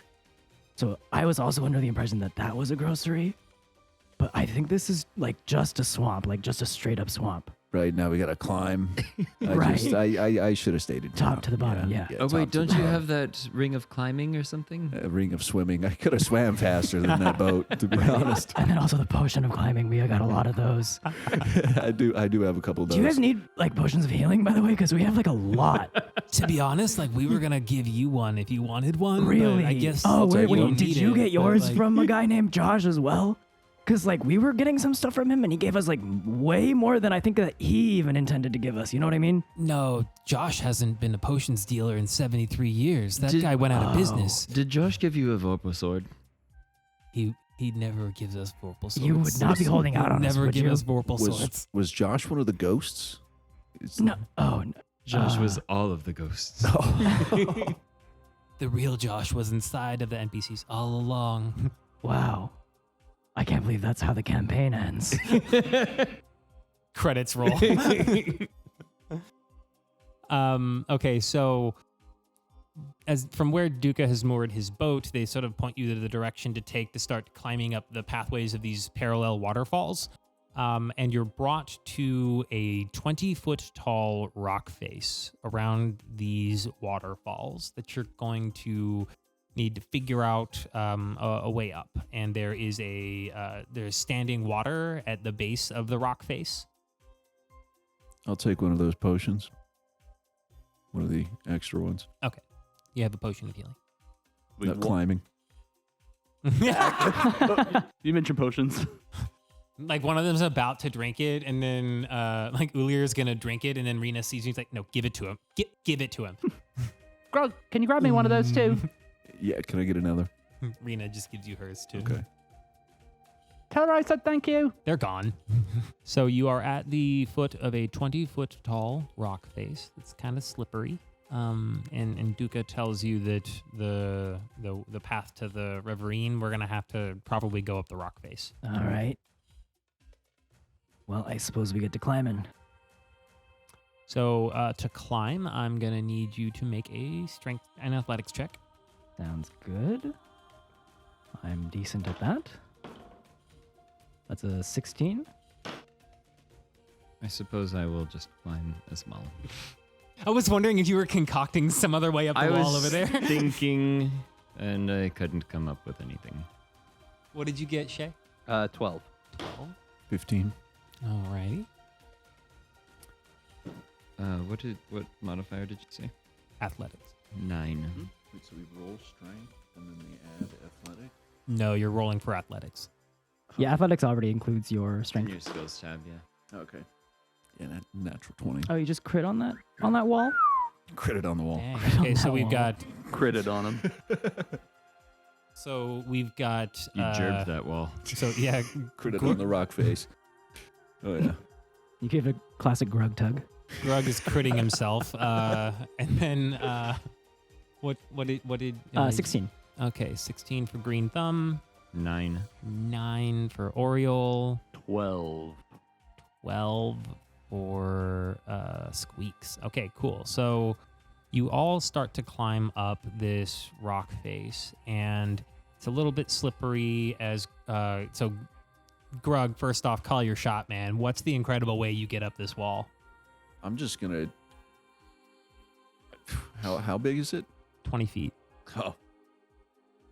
I was going to say, I'm just going to jump to the top. Wow. A bit much. I guess I'll just like hop back and forth up it like a Yeah, goat. like goat style. Hell yeah. So you like mountain goat parkour up the... It's like bang on your way up. And then, so you're the first one to the top, and then you had a 16. 16, and then 18 was Squeaks, right? I think it was 12, 9. Oh, 12. Okay, cool. I had a So 9. 9, 12, 16. Okay, so in that case, Greenthumb is the next one up. You see enough of the paths that Grug took. You're like, oh, yeah, of course. Climb up. And then Squeaks attempts to make the path up, and it's a little treacherous, but after slipping on a couple of rocks, Squeak saves at the last minute and gets up the wall in the last foot. And then Oriole goes last, and with everybody moving above him, Oriole actually slips and falls about a third of the way up the wall and lands in the water. So no falling damage, but has to sort of get up and make a second try, but is finally able to get up the wall after everybody else. And as you reach the top of the rock face, the adjacent waterfalls that you see in front of you are fed by a broad, shallow pool surrounded by this ancient mangrove trees. And 20 feet from that, there is a young man with green skin walking atop the water, speaking softly while slowly circling 2 churning pillars of glowing green foam. Uh-huh. Is this a human? It is a humanoid being. And go ahead and make an Arcana check for me. My magical buddies, or just anybody Everyone? who wants to. You wearing a name tag? Or No name cape? tags on this one, yeah. Okay. That's 11. 11, okay. 18. 18. 9. 9. Okay, so Squeaks, as you look across the way there, you recognize that this figure, the 2 frothing pillars that it's working with, those are water elementals. And that if you do anything to disturb them as you walk up, you may upset them. Like you might want to approach like calmly and with caution and not a lot of noise. Can I hide real quick? Like, I have one of my features is as a scout rogue is that I can hide in very lightly obscured area. Yeah, I'll say there's enough brush around here that you can hide. And one thing I'll tell you all as well as you see this from far away is that this figure hasn't seemed to notice you all yet. It's more interacting with these pillars, like it's trying to calm them down and shush them. And the pillars themselves seems to be what moving the most. So just so you know, I did roll a 30 on my stealth check. Yeah. So you just like blend away into the underbrush. Anybody else gonna? Oh yeah, no worries. Yeah, I also realized that I never picked circle for my subclass feature, so I'm like missing some spells. So I was just like looking at how to do that on Beyond. Not a big deal though, but I will need one. Yeah. So Grug, tell us more about Grug's Tugs. Yeah, a word from today's sponsor for the episode, Grug's Tugs. Grug, take it away. It's a small company, locally owned. We do started off just ferrying people across the local rivers and lakes, and then we expanded. Now we're up to 7 tugboats. Wow. And it's a lot. quickly blowing up. It's really taken off. We've got a new investor coming in, and I feel good things about him. It's Elon Muskrat. Okay. You guys All made right. Promising. Well, no, we haven't made a deal yet. Yeah, this is back in time. This is before the other stuff. Before Oh, times. a prequel. Yeah. Real excited about that, though. I mean, he's a great guy. And, if I were you, I'd put all my eggs in that basket, I think. I'm going to do the same. No, I did hear from one of my colleagues that Grug's Tugs is also a sponsor of One Shot at a Time, the podcast by Daniel and Daniel. Wow, tell me more about that. Yeah, it's a podcast about where apparently they take a topic and they make a one shot about it in Wow. a single session. Just a couple of Daniels, That's- Danieling around. Aptly named, yeah. Yeah. Wow, okay, cool. D&D. Wow. Oh, wow. whoa. Look at that. Crazy. Huh. It's like an onion. It's got layers. Wow. That's not Wow. how Donkey talks. Donkey That didn't was the say reference. So it's more like how Squeaks talks, actually. Oi, Shrek! Your Mark Wahlberg accent is terrible. Oi, Shrek. Say hi to your mother for me. Oh, man. Do you not know the SNL Mark Wahlberg talks to animals bit? No. I wish I knew it. It sounded So like good. that would have been the thing to know for that. It was a sick reference the DM didn't get. Thank That's you. great. Well, I also didn't really know what I was referencing. And just to recap for the party again, you have sort of arrived at the top of the rock wall. You see this green person. They're trying to calm. Squeaks realizes 2 water elementals. So without getting too close to the water elementals, about how far away are we from him? I'm going to say that from here, you're probably like 40 to 50 feet away. Okay, perfect. A little bit of distance. So I'm really leaning on this one this time, but I'm gonna cast message again. And so it's up to 120 feet. Point my finger towards a creature within range and whisper a message. And so I'm gonna whisper to him, Sir, what are you doing? You hear a quiet, almost like the rushing of water gets a little bit louder in your head, and then like a calm laugh. And then the figure straightens its back up, and the 2 water elementals just vanish. They disappear back into the water. And the figure turns toward you, and you see a youthful riverine.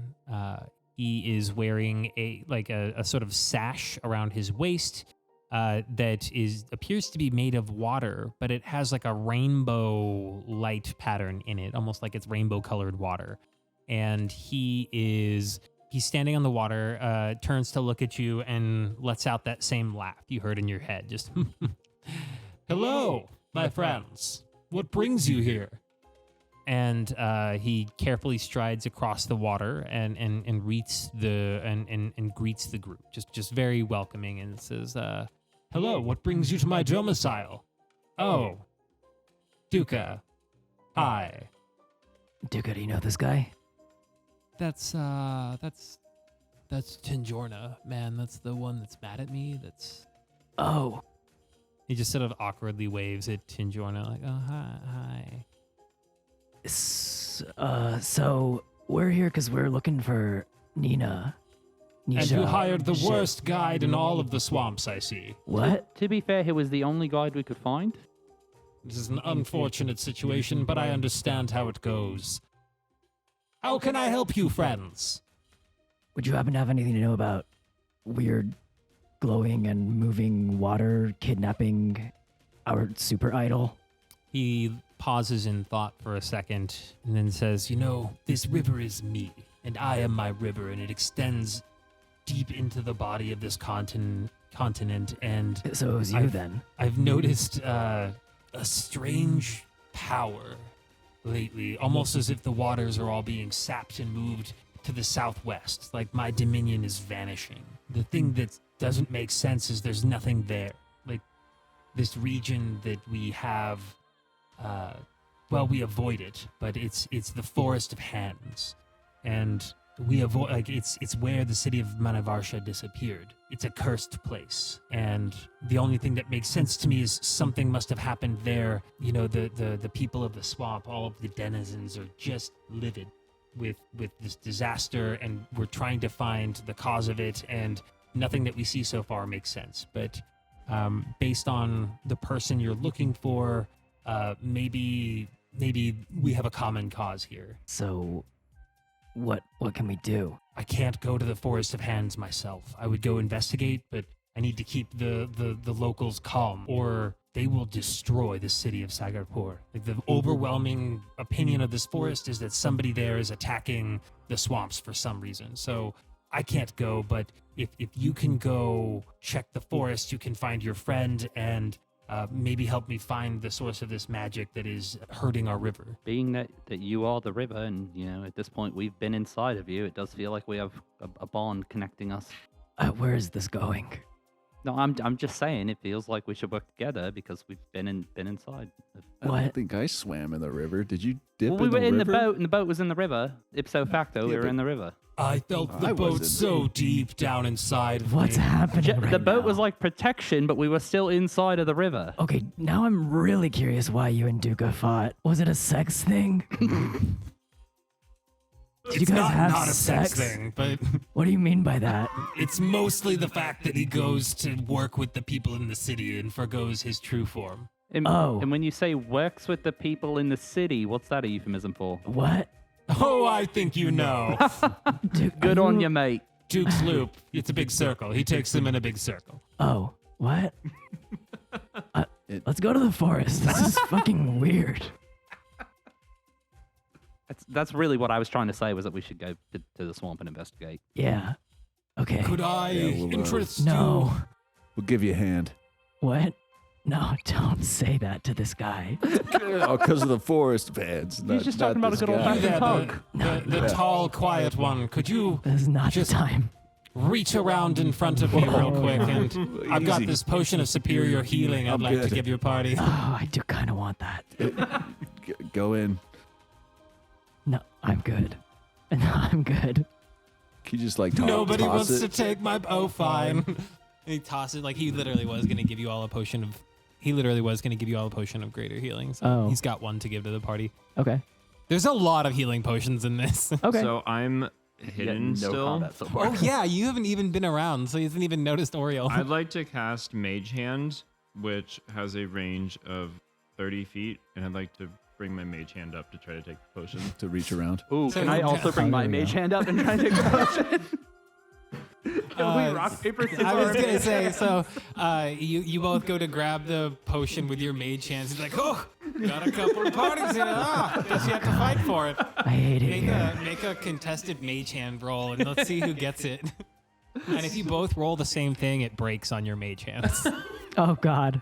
Just because I think it's funny. Let's do D6s. Okay. Oh no. Oh, you take it. Squeaks' mage hand just like wins in a thumb wrestle for a second against the other mage hand and like sneaks the potion out and brings it to Squeaks. Oh. Well, I kind of feel bad now, Oriole, because that was your idea, and I just kind of piggybacked. Hey, you know what? You can have the potion. I'm sorry. Who are you talking to there? I'm still in hiding. It's just myself. Sometimes I have an imaginary friend. You have a friend named Oreos. Yep. It was my favorite snack when I was a kid. You got a problem with that, DiGiorno? Yeah. You freak. First of all, only my mother calls me by my full name. Look, if your weird ass river touched Nisha. My river touches all. Okay, we're leaving. Duca, get us the fuck Duca's out upset, of here. like, God, I Get hate us the this fuck guy out of so here. much. No, He's the yeah, I totally worst. get it now. God. I totally get it now. Yeah, for a water god, he is kind of a knob. Yeah. So from the waterfalls, the journey that Tinjhorna's like, You don't want to rely on Duca. He'll take you the 20-hour loop. Trust me. and he draws you a map to a shorter route that's only 10 hours to get to the Forest of Hands. Okay, cool. We can finish up our D&D game. Nope. We are going to pause there for tonight. Oh, yeah, we can do the opposite of that. not finish this D&D game. We're also like not even halfway through, though. Sick. Remember when we were robbing that quest giver? Yeah, I'd apologize, but like you should have fucking seen this coming. No, I can't believe how much of an incredible mess even a pre-written adventure is so far. Like, So I'm assuming I there thought was... you were gonna super murder Duca at that one spot. I was like, oh no, this is not. Am I correct in assuming that there were literally like 3 encounters that we just skipped? So on 2 of them, you rolled a non-encounter, and then one of them you took the super easy way through. Okay. Yeah.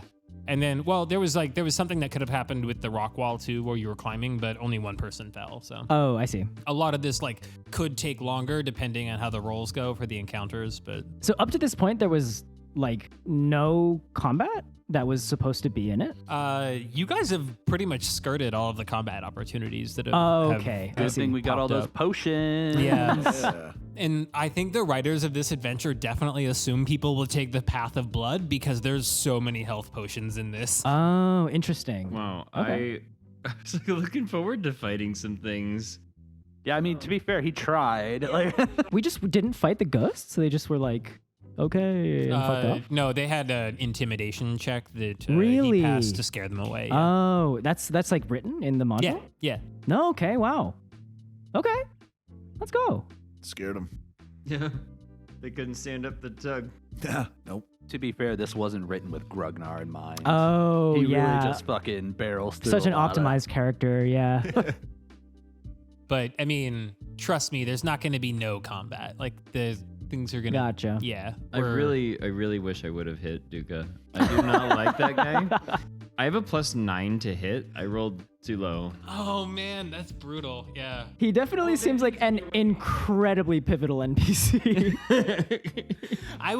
Part of me was like, I really kind of want him to kill this guy. I want to see how they're going to get through this swamp in a minute. Like, The alternative would have been Tinjhorna, and that would have been just crazy. I thought about vibes. shooting Tinjhorna too. as soon as you hit, I was like, oh no. Okay, yeah, so I auto crit from my assassin feature, so that's auto crit on Tinjhorna. I just didn't It's gonna know be what was 8d8? happening. I was nervous. Auto crit on Tinjhorna. I ate the entire fucking pizza by myself. Gonna pause here for now. We're gonna pick this up in our next session. Got a little bit of playtime in here. Thanks you guys so much. And at the top of this, we had a little bit of chat about stuff that I wanted to focus on as a dungeon master. Quick punch in here at the end. I wanted to call something out that I noticed during the editing process.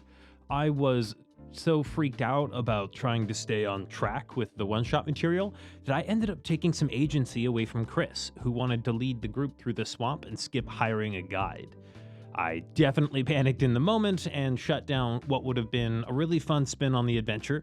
So I just wanted to say I noticed that too, and I'm really sorry, Chris and Oriole, and next time will be different. Better, cooler, more fun. Okay, let's get back to it. At the top of this, we had a little bit of chat about stuff that I wanted to focus on as a dungeon master. And that stuff was sort of pacing and time management, being clear and concise, trying to have equal time between all of our players, staring at Kyle for no particular reason, and then having everything kind of ready so we didn't spend a lot of time with the DM prepping things. I'd like to give you guys all an opportunity. Maybe we go around the table. It's sort of maybe weird to give feedback, but I think you've all been pretty good about just being very real with me so far. You're not going to hurt my feelings with this, Daniel. Like, I just want like a really clear, like Okay, no medical worries. grade. Like, here's the stuff. Sure.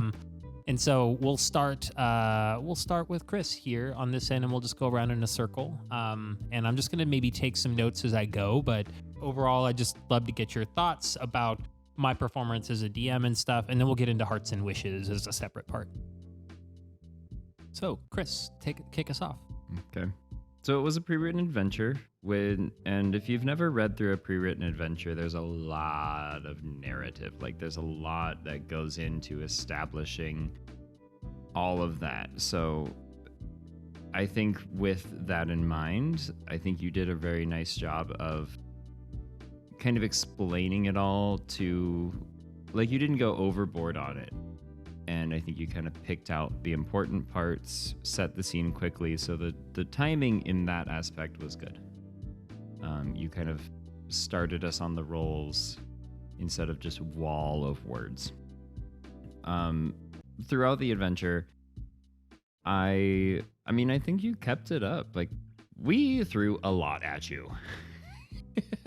And you did a good job of hanging and not straying from your plan too far.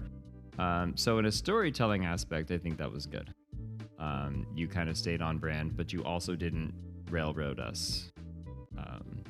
I know that it's really easy for you to say, stop it, no. So I think you did a good job in that aspect. And then the timing throughout, like, I don't know, it felt great.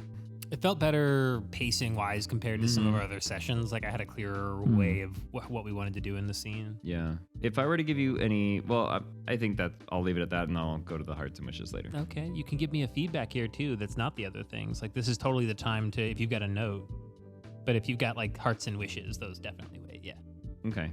I mean, if I were to offer any criticism as far as this goes, I don't know.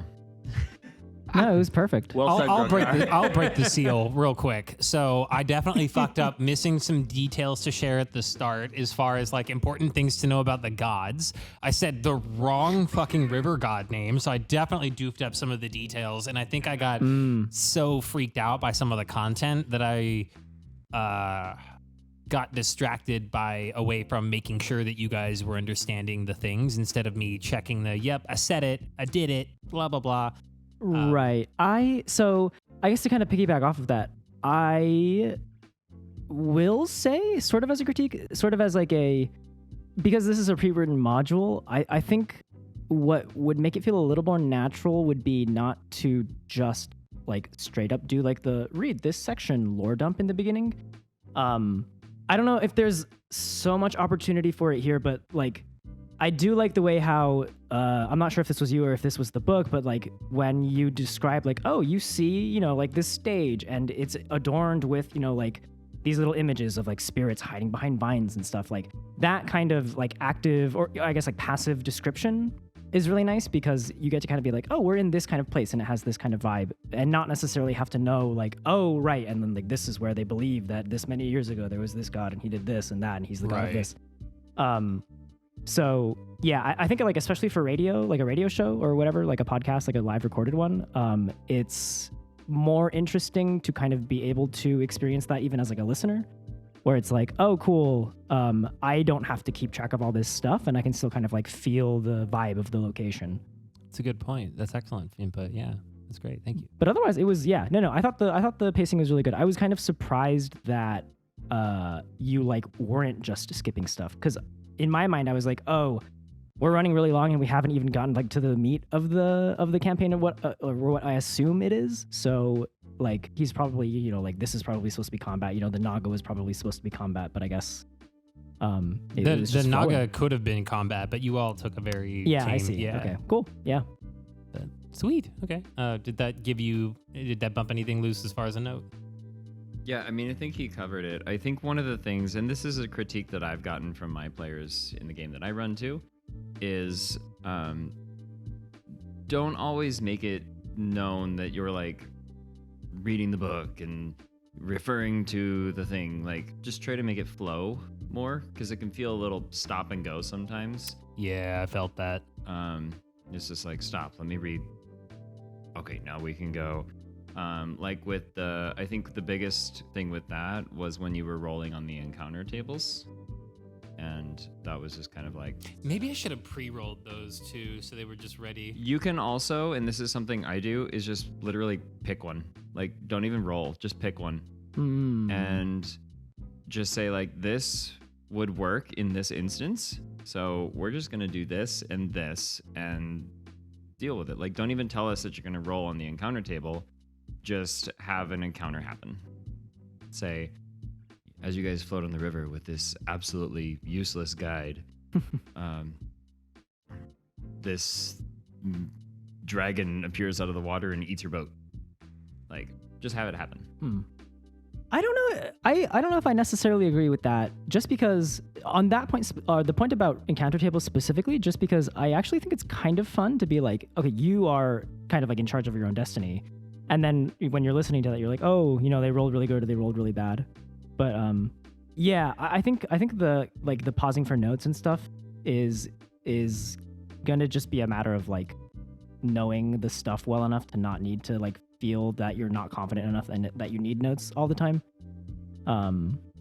But yeah, I think like pacing wise, other than the moments where we actually had to fully stop, I think it like the thing that really stood out to me was just like it felt like you were very confident in saying, which I think went a long way to make it feel like there wasn't, like yeah, okay, you guys get in the boat and hang on, there's probably some stuff here. Yeah, you see, roll an encounter check. Like there was none of that. Wow, for those who are not here, Daniel is literally reading the book and saying this. It's crazy. Yeah, he's reading my notes, and I did put all of that in there. Stammer here. Hey, tight. Shay, you're on deck. Oh, hey. Tear him up, Shay. Get in there. Fuck it, hold on, let me pull up my notes. Jesus Christ. Put him on blast. So fucking first of all, no. Talk like a bitch. No, I thought it was great. I like the pacing a lot. I do think there are probably parts that went a little long, but like that was more from us. That was us jumping on a fucking bit and not letting apologize. It go. and honestly, like, yeah, I get that we have maybe more of a time constraint on this one than other episodes, but like we're also still recording a thing and it should be fun for people. So hopefully that's the end result. So I appreciate you letting us kind of do our thing, and even when it was like clearly we were done with an interaction, but we just wanted to fucking keep drilling. What do you mean? it. Those two villagers in the beginning? Yeah. They were like key NPCs. Well, and I loved, like, to the point of, this being a pre-written thing and like you're trying to follow it along. When you fucking go off script and have to improv, like you're super strong. Like you came up with names for those two out of fucking nowhere. You jumped into playing a character opposite Daniel, like letting him play around with the other NPC, which was a super My fun foil. fucking. That was such a fun interaction. Like between the three of you being Daniel, Josh, and Chris. Yeah, so I don't know. I had a great time. I don't really have any notes from like a DM standpoint, of course, because that's not my role. But I had a good time. Please. That was underwhelming. 4 out of 10 I'm not feedback. crying. I'm not crying for the reason And I that hope Chris you wants me burn to. in hell. Oh shit! Was it a soundboard? That's crazy. Who was Yeah, I that? actually have that recorded from. Kyle, what do you think? How did it go from your chair? Same. I feel like everyone else kind of covered it. Yeah, love the characters. Wow. He's just as eloquent out of character as he is in. I have edited now 2 episodes of a podcast and then seen the volume levels on this one, and Kyle is the quietest human. Yeah, it's like on the stage and on the mic, it's all the same. No, great character. What? What? What? Oh no, you go. Is this a bit? It's great characters, and I really like the locations, and everything was just super. It was super good. I just think there's some people on the podcast that are a little bit quiet. Kyle, that's exactly who I was thinking of.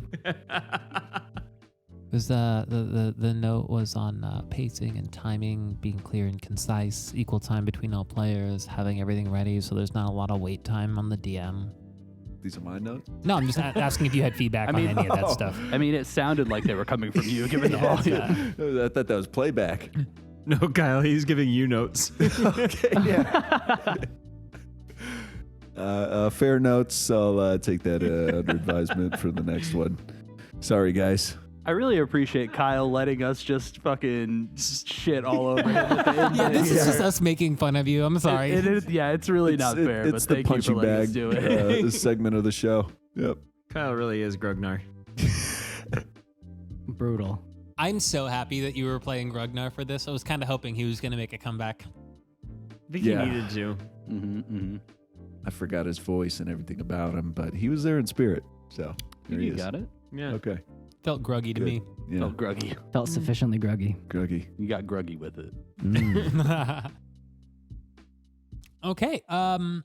Hey, Daniel, anything to plug at the end of the podcast here? Yeah, I do a thing. I've been playing a game called Valorant. Uh-huh. So if you want to play like a shooting game, Valorant's pretty tight. Okay. Yeah. All right. I We don't should nothing check other out than Valorant. that. Nothing other than that. That's cool. Yeah, I just like to plug, just like anything made by a big, like 10-cent backed corporation. That makes sense. Yeah. Yeah, and- that's pretty much it. Oh, also, my friend does a podcast. Oh, really? Yeah, it's called My Brother and Me. Oh, that's a good one. Your That's a good friend? one. Yeah. Which one? He's that guy who does Dear Hank and John. Yeah, I'm on a podcast called One Shot at a Time. I'm sure you guys hear about it all the time. One Shot at a Time on whatever podcast app. It's alright. Okay, I was 95% sure that was a bit, but on the off chance that you actually knew one of the fucking McElroy Oh, no, brothers, I was absolutely about to not. lose my mind. Absolutely not. Absolutely not. He knows But what an both of honor. them. What an There honor. are it would be. 3. Right. There's the brother, and me. Oh, that's true. I'd So I like guess there only to. are two brothers. I'd like to plug the other podcast that I'm on, Critical Role. Oh, wow. Oh, you're Matt Mercer. Yeah. Oh, Matt, you look so different when you're not in your stage makeup. Yeah, you can catch it on YouTube or Twitch. I didn't realize that was a wig. Crazy, man. Wow. That's all caps, wow, yeah. wow. Live on Thursdays, right? Live That's, on Thursday, yep. Do we end this on Is It Thursday yet? What do we... Oh, the lawyers are calling. They want to have a conversation with all of us Oh, outside shit. after this. No, hang on. Oh. I can't. I got to get out of here. I can't. Not like this. Wait. How do you want to do this? Thank you so much for listening to this episode of Crash Course DM. We're going to pick up the next half of the one shot next week. Crash Course DM is brought to you by Anything You Can Do, a blog about pretty much that. We release new episodes every other week on YouTube and your favorite podcasting platform. Word of mouth is our best friend right now, so please tell your friends, your family, your enemies all about the show. And we'll catch you in a couple weeks. Wow.